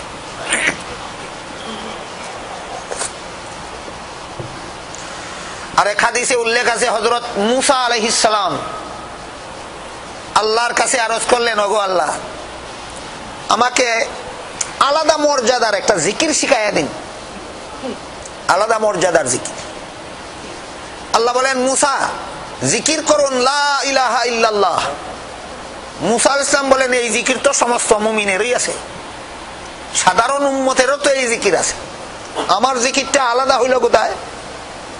জবাবে আল্লাহ পাক রব্বুল আলামিন মুসা আলাইহিস সালামকে বলেন, ও মুসা, 7 আসমান 7 জমিন এবং তার মধ্যে যা কিছু আছে সবগুলিকে যদি এক পাল্লায় উঠাও, আর আমার কলেমা লা ইলাহা ইল্লাল্লাহকে যদি আরেক পাল্লায় উঠাও, 7 আসমান 7 জমিন ওয়ালা পাল্লা হালকা হইয়া লা ইলাহা ইল্লাল্লাহ ওয়ালা পাল্লা ভারী হইয়া যাবে। হাসরের মাঠে আল্লাহ এটা দেখাইয়া দিবেন, একবারে ফাল্লা দিয়া মাটিয়া, আমাদের দুনিয়ার ফাল্লার মতো ফাল্লা না। আপনারা শুনে থাকবেন বিভিন্ন ওয়াজ নসিহতে হাসরের মাঠে মানুষের আমল নামা ওজন হবে, যেটাকে কোরআনের ভাষায় মিজান বলা হয়েছে। মিজান শব্দের অর্থ হলো কোনো কিছু ওজন করার হাতিয়ার। তবে আমরা দুনিয়াতে কোনো কিছু যেই পাল্লা দিয়ে ওজন করি, এমন পাল্লা দিয়ে হাসরের মাঠে মানুষের আমল নামা ওজন হবে না। সেটার ধরন হবে ভিন্ন রকম, সেটার প্রকৃতি হবে ভিন্ন রকম। যখন দেখা যাবে তখন বুঝে আসবে। শুনছেন তো হাসরের মাঠে মানুষের আমল নামা ওজন হবে? মুফাসসিরিনে কেরাম লিখেছেন, হাসরের মাঠে আমল নামা যারা লা ইলাহা ইল্লাল্লাহতে যারা বিশ্বাসী নয়, এদের আমল নামা ওজন হবে 1 দফা। যারা লা ইলাহা ইল্লাল্লাহতে বিশ্বাসী, এদের হাসরের মাঠে আমল নামা ওজন হবে 2 দফা। অবিশ্বাসীদের ওজন 1 বার, বিশ্বাসীদের ওজন 2 বার। এবার তার বিবরণটা শুনেন। যারা লা ইলাহা ইল্লাল্লাহ বিশ্বাস করে না, এরা যত ভালো কাজ করে সবগুলি ভালো কাজ এক পাশে উঠানো হবে, আর শুধুমাত্র লা ইলাহা ইল্লাল্লাহ বিশ্বাস না করার গুনাহ আরেক পাল্লায় উঠানো হবে। ওজন দেওয়ার পরে দেখা যাবে সারা দুনিয়ার জিন্দেগিতে যত ভালো কাজ করেছিল সবগুলির পাল্লা হালকা হইয়া শুধু লা ইলাহা ইল্লাল্লাহ বিশ্বাস না করার একটা গুনার পাল্লা ভারী হইয়া গেছে। আল্লাহ পাক রব্বুল আলামিন তখন তাকে বলবেন, তুমি নামাজ পড়ছো কিনা, রোজা রাখছো কিনা, হজ করছো কিনা, যাকাত দিছো কিনা, সুদ ছাড়ছো কিনা, ঘুষ ছাড়ছো কিনা, মদ ছাড়ছো কিনা, জিনা ছাড়ছো কিনা, এইগুলি হিসাবের দরকার নাই। তুমি বিনা হিসাবে চিরকালের জন্য জাহান্নামে যাও। সুতরাং তার আর কোনো ওজনের দরকার নাই, তার আর কোনো ওজনের দরকার নাই। উদাহরণটা কিভাবে বুঝাই আপনাদের? ধরেন এক বাবার দুই ছেলে। একটা ছেলে বাবার সংসারে অনেক কাজ করে, শুধু বাবাকে জন্মদাতা স্বীকার করে না, বাবারে তার জন্মদাতা স্বীকার করে না। বলেন এই বাবার সংসারে যত কাজ করুক বাবা তারে কি পরিমাণ পুরস্কার দিতে পারে? না সকল সকল কাজ করা সত্ত্বেও তেজ্য পুত্র করবে, তেজ্য পুত্র করবে। আরেকটা ছেলে বাবাকে জন্মদাতা স্বীকার করে কিন্তু বাবার কথা মতো চলে না, পিটাইতে পারে, শাস্তি দিতে পারে, তেজ্য পুত্র করবে? ঠিক তেমনি ভাবে যারা আল্লাহর সৃষ্টি হইয়াও আল্লাহকে তার মাবুদ স্বীকার করে না, যত ভালো কাজ করুক না কেন আল্লাহর কাছে এদের জাহান্নাম ছাড়া কোনো পুরস্কার নাই। কথাটা বুঝতে পারলেন কিনা? যারা লা ইলাহা ইল্লাল্লাহ স্বীকার করে এরা ওই বাবার সেই পুত্রের মতো যেই পুত্র বাবাকে জন্মদাতা স্বীকার করে, বাকি রইল বাবার কথা মানলো না, তার বিচার আছে আলাদা, সেটা ভিন্ন, কিন্তু তেজ্য পুত্র হবে না। এই জন্য মুফাসসিরিনে কেরাম তাফসীরের কিতাবে লিখেছেন যারা লা ইলাহা ইল্লাল্লাহ স্বীকার করে না যত ভালো কাজ করুক না কেন এগুলির কোনো ভ্যালু নাই। আল্লাহ এদেরকে বলবেন তোমাদের আমলনামা আর ওজন করার দরকার নাই, তোমরা চিরকালের জন্য জাহান্নামে চলে যাও। আর যারা লা ইলাহা ইল্লাল্লাহ স্বীকার করে, আগের কথা মনে থাকলে বলুন, এদের আমলনামা ওজন হবে কতবার? দুইবার। প্রথম দফা সারা জীবনে যত নামাজ কাজা করলো, যত রোজা কাজা করলো, যত চুরি করলো, যত ডাকাতি করলো, যত জিনা করলো, যত সুদ খাইলো, যত ঘুষ খাইলো, যত মদ খাইলো, যত গাঞ্জা খাইলো, সবগুলির গুনার পাল্লায় উঠাইয়া শুধু লা ইলাহা ইল্লাল্লাহ স্বীকার করার একটা সওয়াব নেকির পাল্লায় উঠাইয়া ওজন দেওয়া হবে।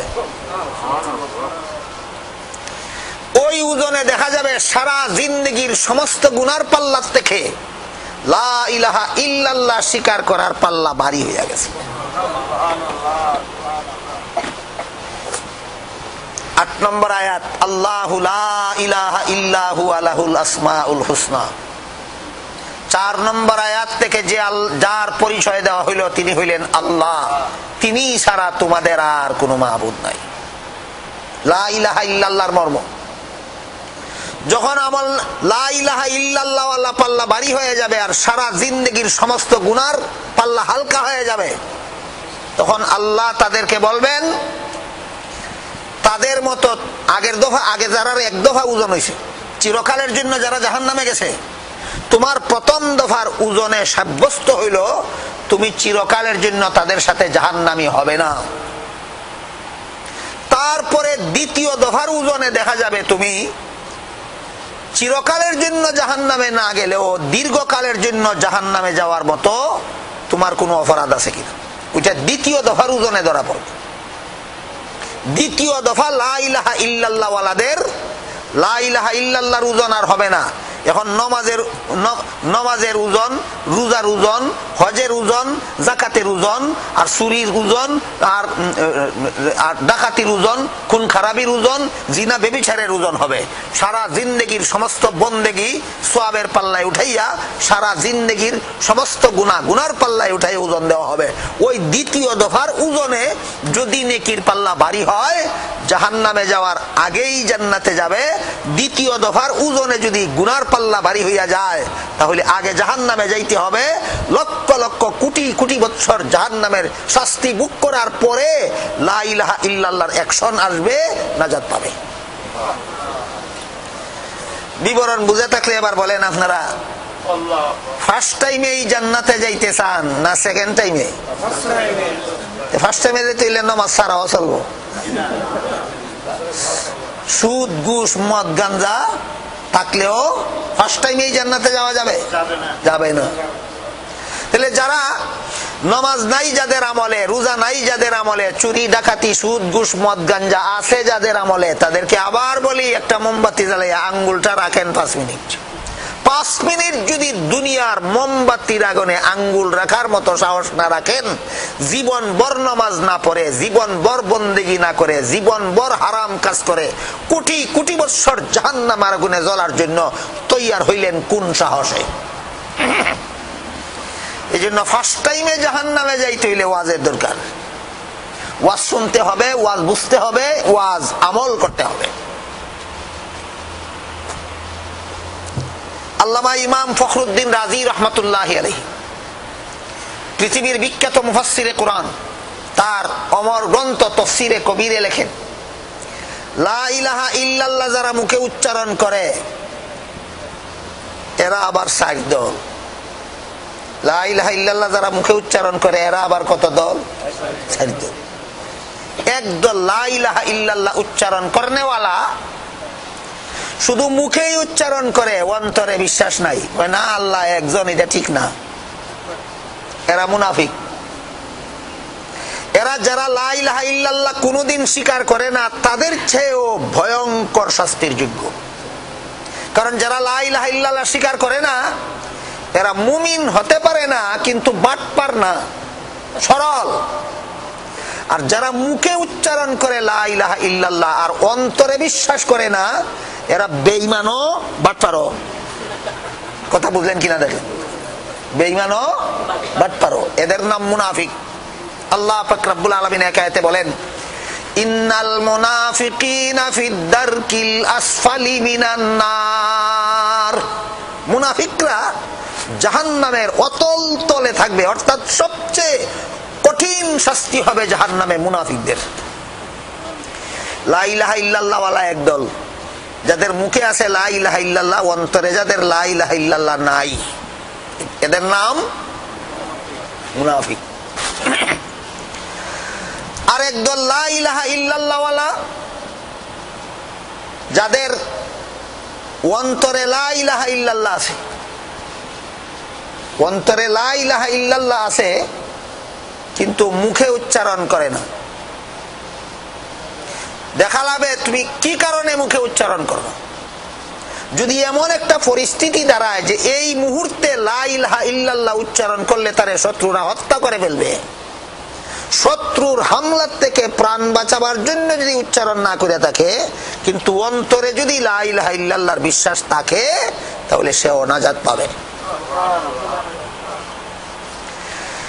তৃতীয় দল লা ইলাহা ইল্লাল্লাহ ওয়ালা, যারা লা ইলাহা ইল্লাল্লাহ মুখে উচ্চারণ করে অন্তরেও বিশ্বাস করে, এরা লা ইলাহা ইল্লাল্লাহর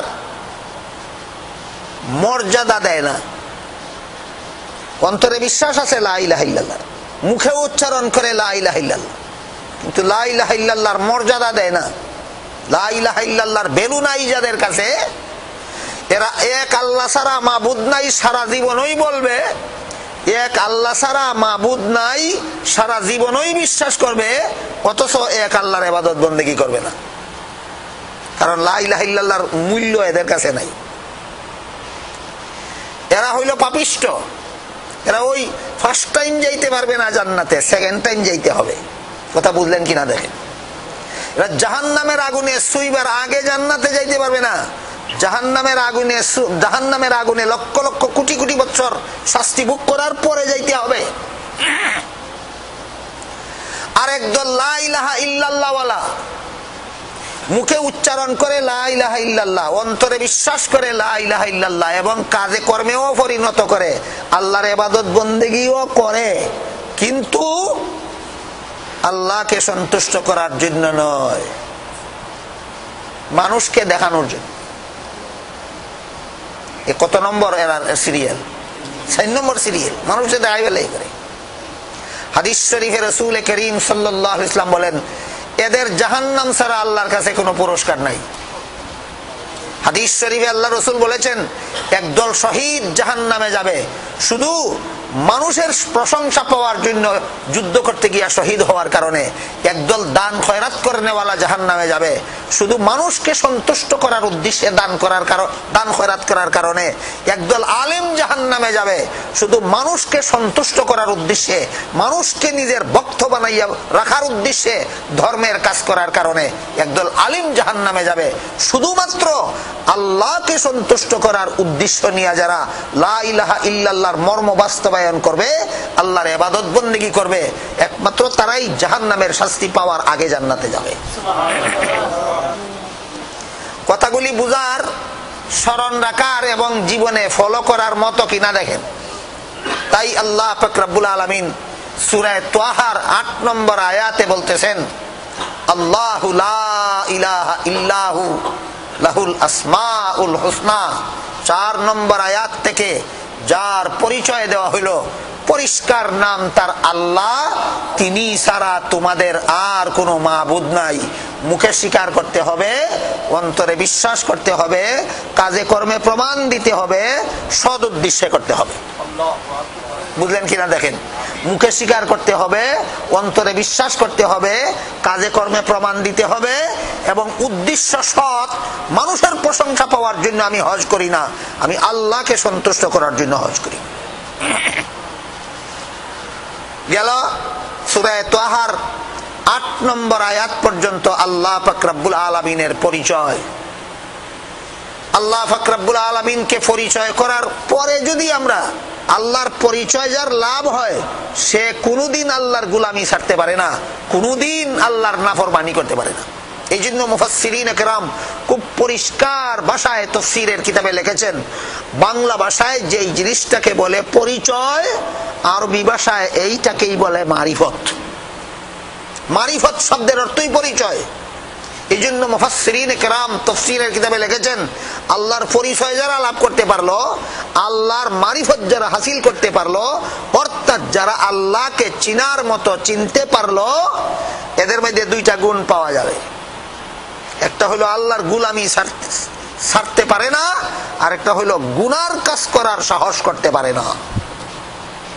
মুফাসসিরিন কেরাম আরো পরিষ্কার ভাবে লিখছেন, যার মধ্যে আল্লাহর পরিচয় যত বেশি অর্জন হয়, সে আল্লাহর গোলামি তত বেশি করে, গুনাহ থেকে তত বেশি দূরে থাকে।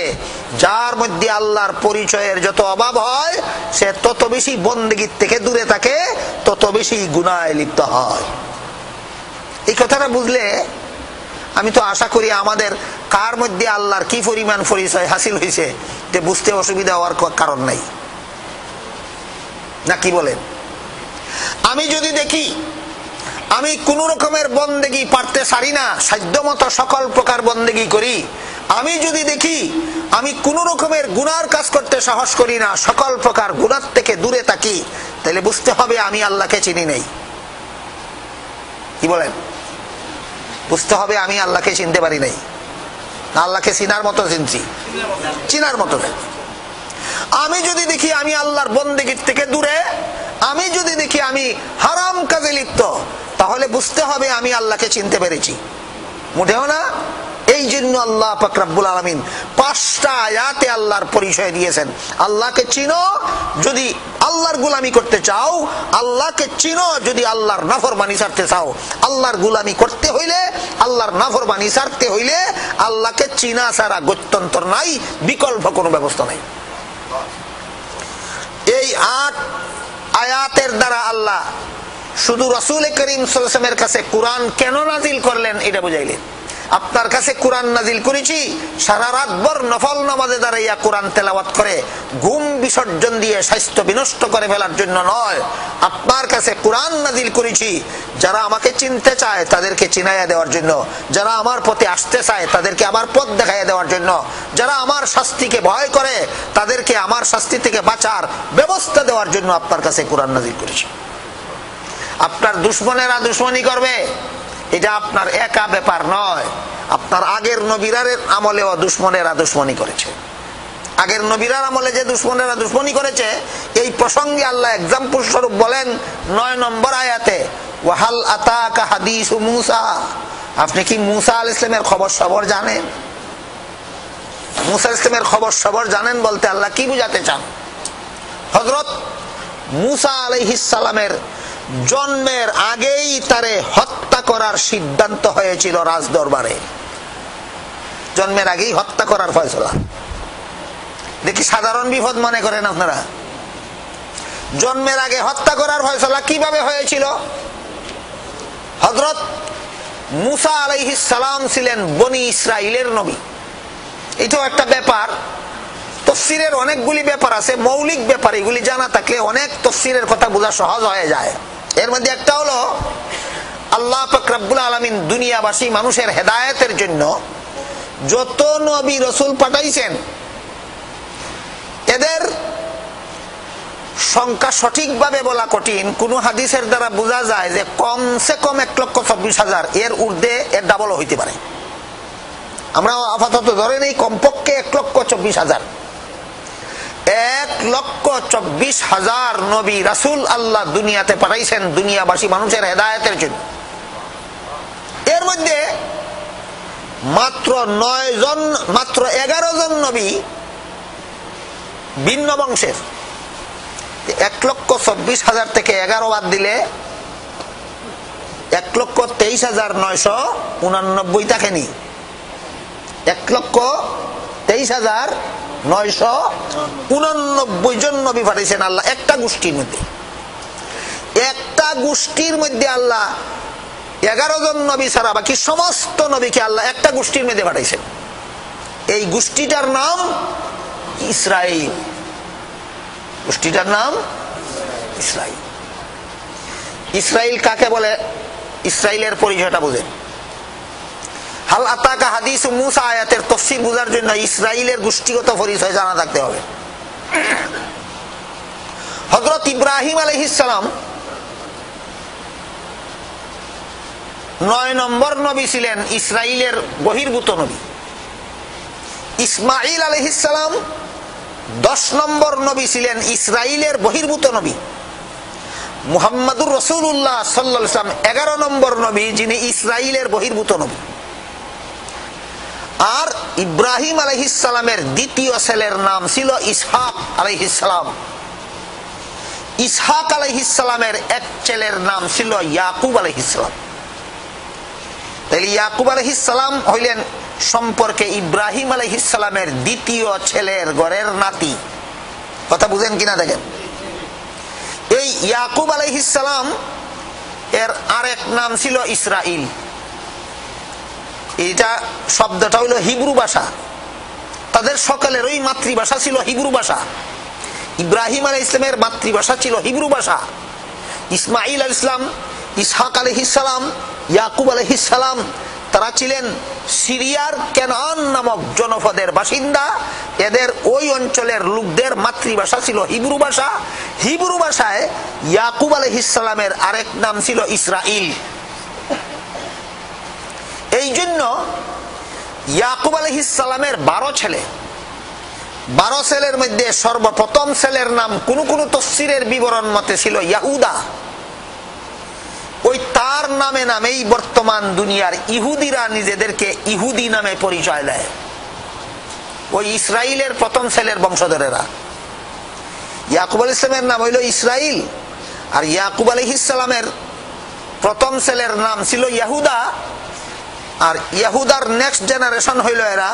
এই জন্য এরা নিজেদেরকে ইহুদি নামে পরিচয় দেয়।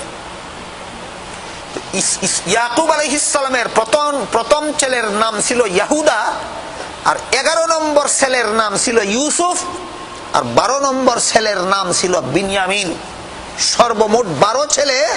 এরা সবাই যেহেতু ইসরাইলের ছেলে, বলেন ইসরাইল কার নাম? ইয়াকুব আলাইহিস সালামের নাম। এরা সবাই যেহেতু ইসরাইলের ছেলে, এই জন্য এই 12 ছেলের নেক্সট জেনারেশনকে কুরআনের ভাষায় বলা হয়েছে বনি ইসরাইল। ইসরাইলের নেক্সট জেনারেশন বনি ইসরাইল মানে ইসরাইলের নেক্সট জেনারেশন, অর্থাৎ ইয়াকুব আলাইহিস সালামের পরবর্তী বংশধর। এই গোষ্ঠীটার মধ্যে আল্লাহ 1 লক্ষ, কমপক্ষে 1,23,989 জন নবী পাঠাইছে।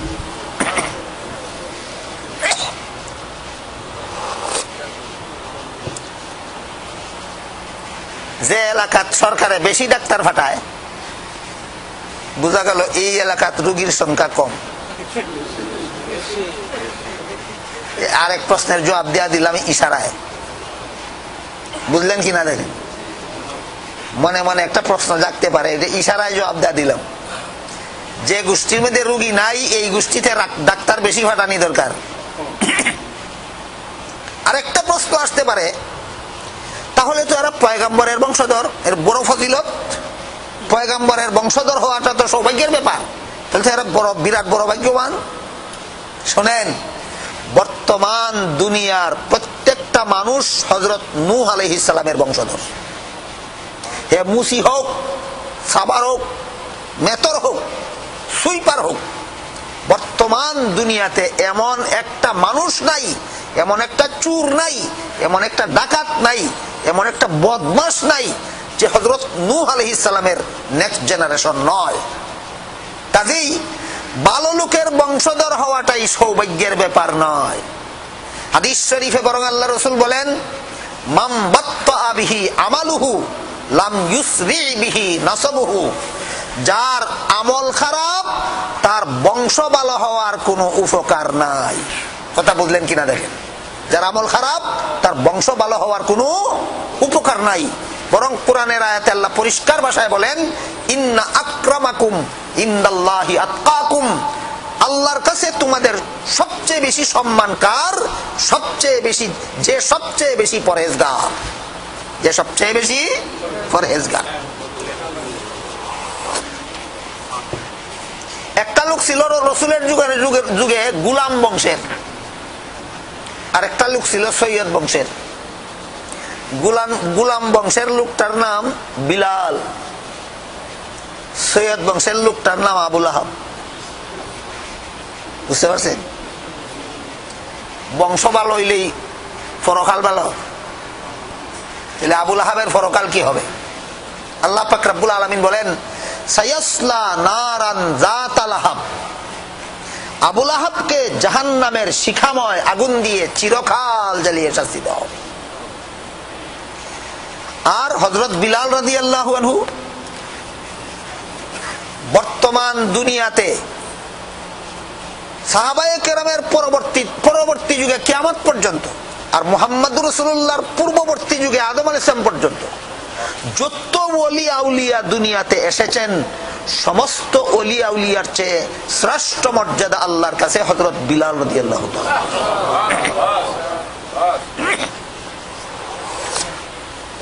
হ্যাঁ, বংশগৌরবের একটা ফজিলত আছে।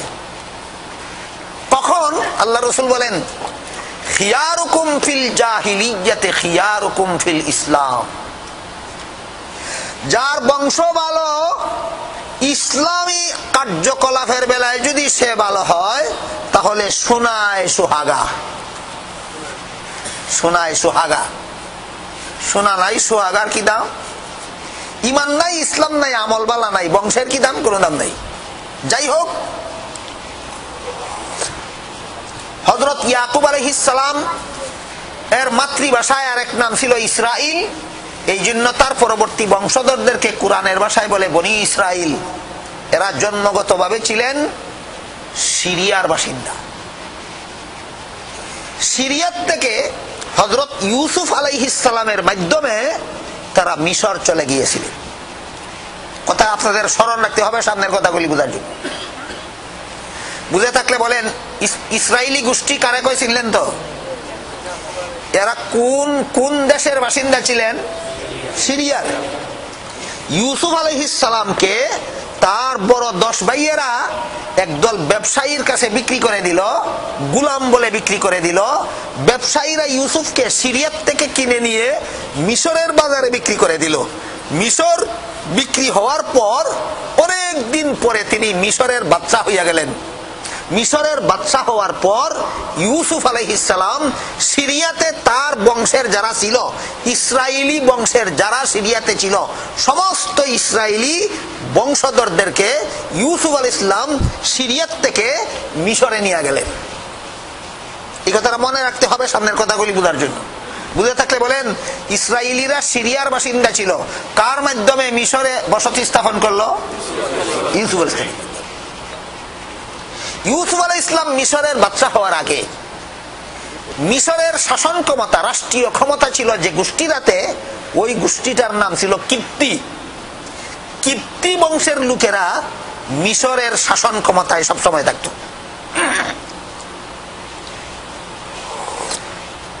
আগের আমলে রাষ্ট্রীয় ক্ষমতা গোষ্ঠীর হাতে কুক্ষিগত হইয়া যায়, আর বর্তমান যুগে রাষ্ট্রীয় ক্ষমতা দলগতভাবে কুক্ষিগত হইয়া থাকে।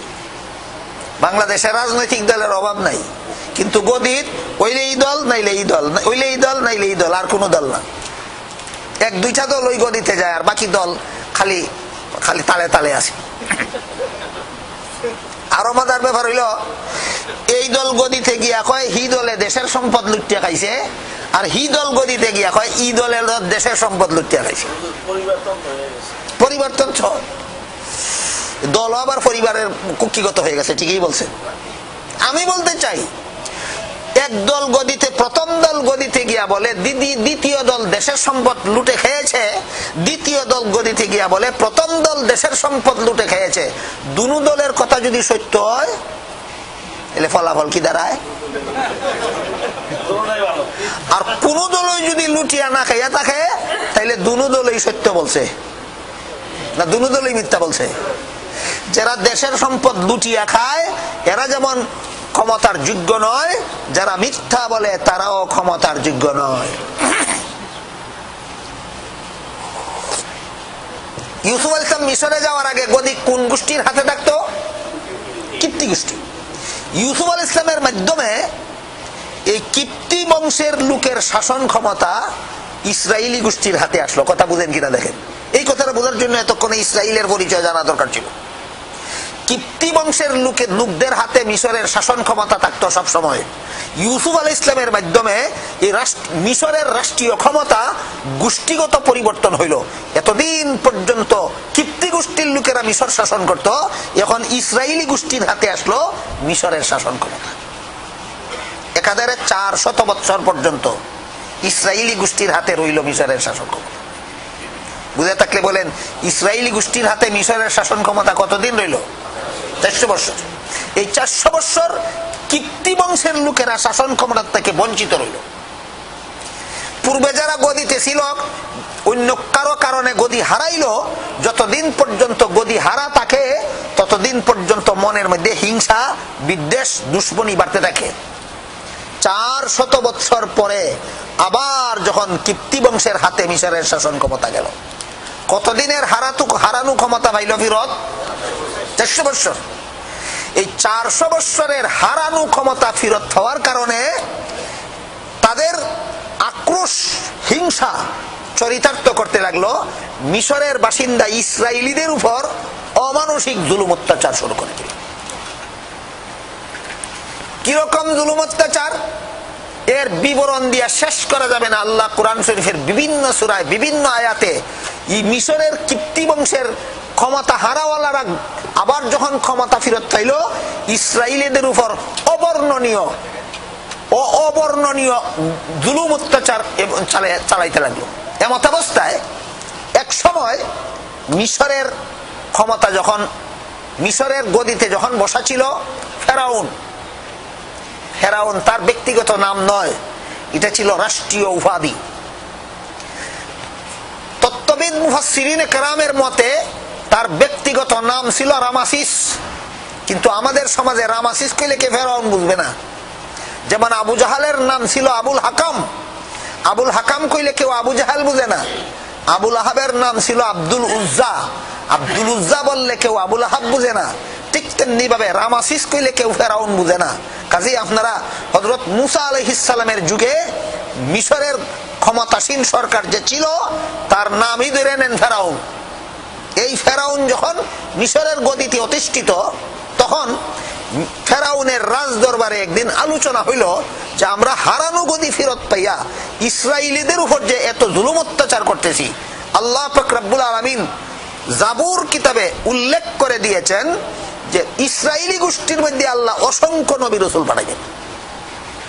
আগের কথা মনে আছে কিনা দেখেন, ইসরায়েলি গোষ্ঠীতে কতজন নবী? 1,23,979 জন নবী এই গোষ্ঠীর মধ্যে। ফেরাউনের রাজ দরবারে আলোচনা হইল যে আল্লাহ পাক রব্বুল আলামিন জাবুর কিতাবে উল্লেখ করে দিয়েছেন ইসরাইলি গোষ্ঠীর মধ্যে আল্লাহ অসংখ্য নবী রাসূল পাঠাইবেন। সুতরাং আমরা এই ফেরাউনের শাসনামলে 400 বছরের হারানো গদি ফিরত পাওয়ার কারণে ইসরাইলিদের উপর যে জুলুম অত্যাচার চালাচ্ছি, যদি আমাদের আমলেই তাদের গোষ্ঠীতে কোনো নবী জন্ম হইয়া যায় তাহলে অত্যাচারের প্রতিশোধ করায় গন্ডায় হয়ে যাবে, তখন ফিট বাঁচাইবে কে? এই আলোচনা হইল কোন রাজার দরবারও? ফেরাউন বলল কথাটা বেঠিক নয়, কথাটা ঠিক। ইসরায়েলের গোষ্ঠীতে আল্লাহ বহু নবী পাঠাইবেন, আমাদের আমলেই যদি তাদের গোষ্ঠীতে কোনো নবী জন্ম হইয়া যায় তাহলে আমাদের পিঠের চামড়া রক্ষা করার মতো কোনো লোক পাওয়া যাবে না। কাজেই ব্যবস্থা আগেভাগেই করা দরকার। ফেরাউনের রাজ দরবারে আলোচনা পর্যালোচনা ক্রমে সিদ্ধান্ত হইয়া গেল যে আমাদের ফিট বাঁচানির একমাত্র ব্যবস্থা, আল্লাহর একটা চিরন্তন বিধান আছে, আল্লাহ সদা সর্বদা পুরুষদেরকে নবী বানান, কোন নারীকে কোনো সময় আল্লাহ নবী বানান না। এটা আল্লাহর স্থায়ী নিয়ম, এই নিয়মের কোনো পরিবর্তন নাই। কাজেই ইসরায়েলি গোষ্ঠীতে যদি আল্লাহ কাউকে নবী বানান, পুরুষকে বানাইবেন, নারীকে নবী বানাইবেন না। সুতরাং আমি ফেরাউন আজকের থেকে আইন জারি করে দিলাম, ইসরায়েলি গোষ্ঠীতে যত ছেলে জন্মগ্রহণ করবে আমার রাষ্ট্রের আনাচে কানাচে জল্লাদ বাহিনী মোতায়েন করা থাকবে।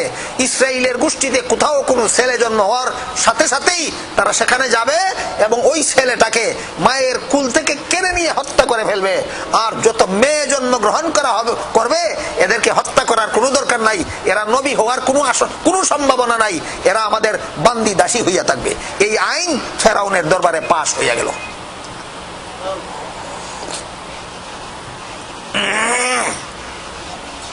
দীর্ঘদিন পরে সমস্যা দেখা দিল নতুন একটা, মানুষের মন গড়া বানানো আইনের রিয়াকশন প্রকাশ পাইল।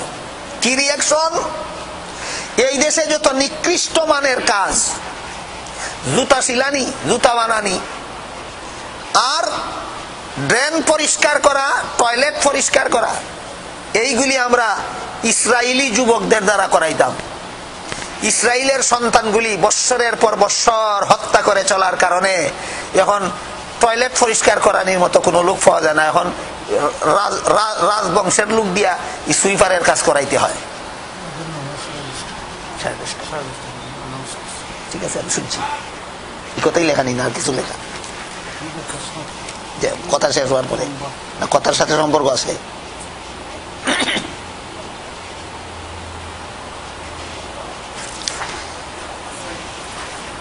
আপনারা প্রশ্ন যেটা লেখছেন এটা একটু দীর্ঘ সময় সাপেক্ষ ব্যাপার, এই জন্য আমার সময় আর মাত্র 5 মিনিট বাকি আছে।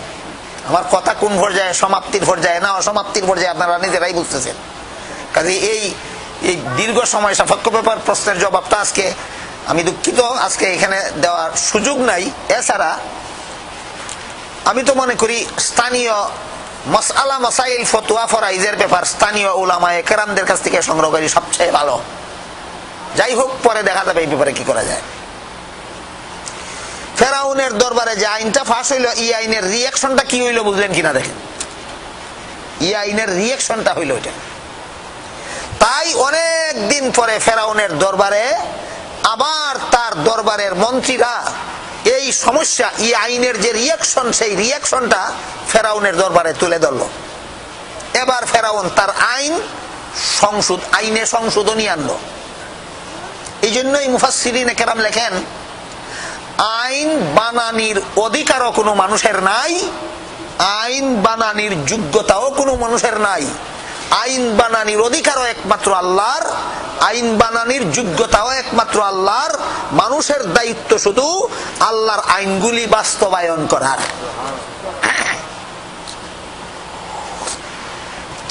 মানুষের আইন বানানির যোগ্যতা নাই কেন? সে উপস্থিত দেখে, ভবিষ্যৎ দেখে না। না কি বলেন আপনারা? উপস্থিত দেখে, ভবিষ্যৎ দেখে না। উপস্থিত পরিস্থিতি সামনে নিয়ে আইন বানায় যেটা ভবিষ্যতে আনফিট হইয়া যায়। এই কারণে মানুষের কাছে আইন বানানোর যোগ্যতা নাই, আইন বানানোর অধিকার নাই মানুষের। কেন? কারণ আইন তো মানুষের জন্য, যে মানুষটাকে আইন বানানির অধিকার দেওয়া হবে, এই মানুষটা অন্য লোকের স্বার্থ রক্ষা করে আইন বানাইবে না আগে নিজের স্বার্থ রক্ষা করে আইন বানাইবে? আপনারা কি মনে করেন? কাজে যে নিজের স্বার্থ রক্ষা করে আইন বানায় তার মধ্যে আইন বানানির যোগ্যতা আছে। এই জন্য আইন বানানির যোগ্যতাও আল্লাহ ছাড়া আর কারো মধ্যে নাই, আইন বানানির অধিকারও আল্লাহ ছাড়া আর কারো মধ্যে নাই। মানুষের দায়িত্ব শুধু আল্লাহর আইনগুলি বাস্তবায়ন করা। কথাটা পরিষ্কার বুঝলেন কিনা দেখেন। হাতে নাতে ধরা ফেললো ফেরাউনের বেলায়। আইন বানাইছিল অযোগ্য, অনধিকার চর্চা করে আইন বানাইলো যে ইসরায়েলের গোষ্ঠীতে আল্লাহ নবী পাঠাইবেন, আল্লাহ তো পুরুষকে নবী পাঠান, নবী বানান, সমস্ত ছেলেদেরকে হত্যা করো, নবী হওয়ার সম্ভাবনা শেষ। এখন দেখা গেল যাদের দিয়া নিকৃষ্ট কাজ করাইতো এদের মধ্যে কোনো যুবক ছেলে পাওয়া যায় না। নিকৃষ্ট মানের কাজ এখন রাজার বংশের লোক দিয়া করাইতে হয়। এখন আইনের ভুল ধরা পড়লো, কয় আইন সংশোধন করো। আইনের সংশোধনীটা এইভাবে করলো, 1 বছর ইসরায়েলি গোষ্ঠীতে যত ছেলে জন্মগ্রহণ করবে এদেরকে রেখে দাও লেবারি করাইবার জন্য, সুইপারি করাইবার জন্য। আর 2য় বৎসর ইসরায়েলি গোষ্ঠীতে যত ছেলে জন্মগ্রহণ করবে এদেরকে হত্যা করে ফেলো, নবী হওয়ার সম্ভাবনা বন্ধ হবে না, হ্রাস পাবে। কথা বুঝলেন কিনা দেখেন। এখন 2য় আইনে নবী হওয়ার সম্ভাবনা বন্ধ না কম? প্রথম আইনে নবী হওয়ার সম্ভাবনা বন্ধ ছিল, আর সংশোধিত আইনে নবী হওয়ার সম্ভাবনা শতকরা 100% বন্ধ না 50-50? আগের বছরের ছেলেগুলি রেখে দাও যেন লেবারি করতে পারে, নবী হওয়ার সম্ভাবনা রইল। আর পরের বছর ছেলেগুলি হত্যা করে দাও যেন অন্তত 50-50 নবী হওয়ার সম্ভাবনাটা হ্রাস পায়। ওই সংশোধনী আইন পাশ হইল ফেরাউনের দরবার। এই আইন পাশ হওয়ার পরে যেই বছর ইসরায়েলি গোষ্ঠীর ছেলেদেরকে রেখে দেওয়ার কথা, এই বছর হযরত হারুন আলাইহিস সালাম জন্মগ্রহণ করলেন। আর যেই বছর ইসরায়েলি গোষ্ঠীর ছেলেদেরকে হত্যা করে ফেলার কথা, ওই বছর মুসা নবী মায়ের গর্ভে আসলেন। ইতিহাস বুঝে থাকলে এবার বলুন, মুসা নবীর হত্যার আইন পাশ হইয়া রইল কিনা? আগের থেকে ফাঁস হইয়া রইল কিনা? আল্লাহ পাক রব্বুল আলামিন সূরা তাহার 9 নম্বর আয়াতে বলেন, ওয়াহাল আতাকা হাদিস মুসা, আপনার বিরুদ্ধে দুশমনেরা দুশমনি করে, মুসা নবীর খবর জানেন?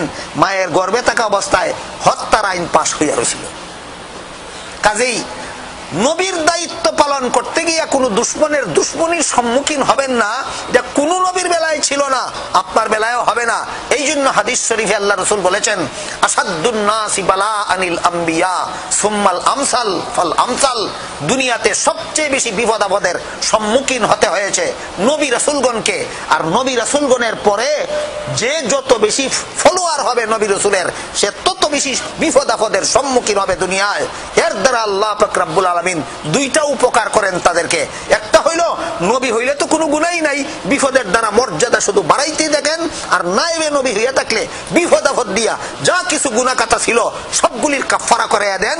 আর গুনাহ না থাকে যদি, বিপদের দ্বারা নায়েবে নবীদেরকে আল্লাহ পরকালীন মর্যাদা বাড়াইয়া দেন।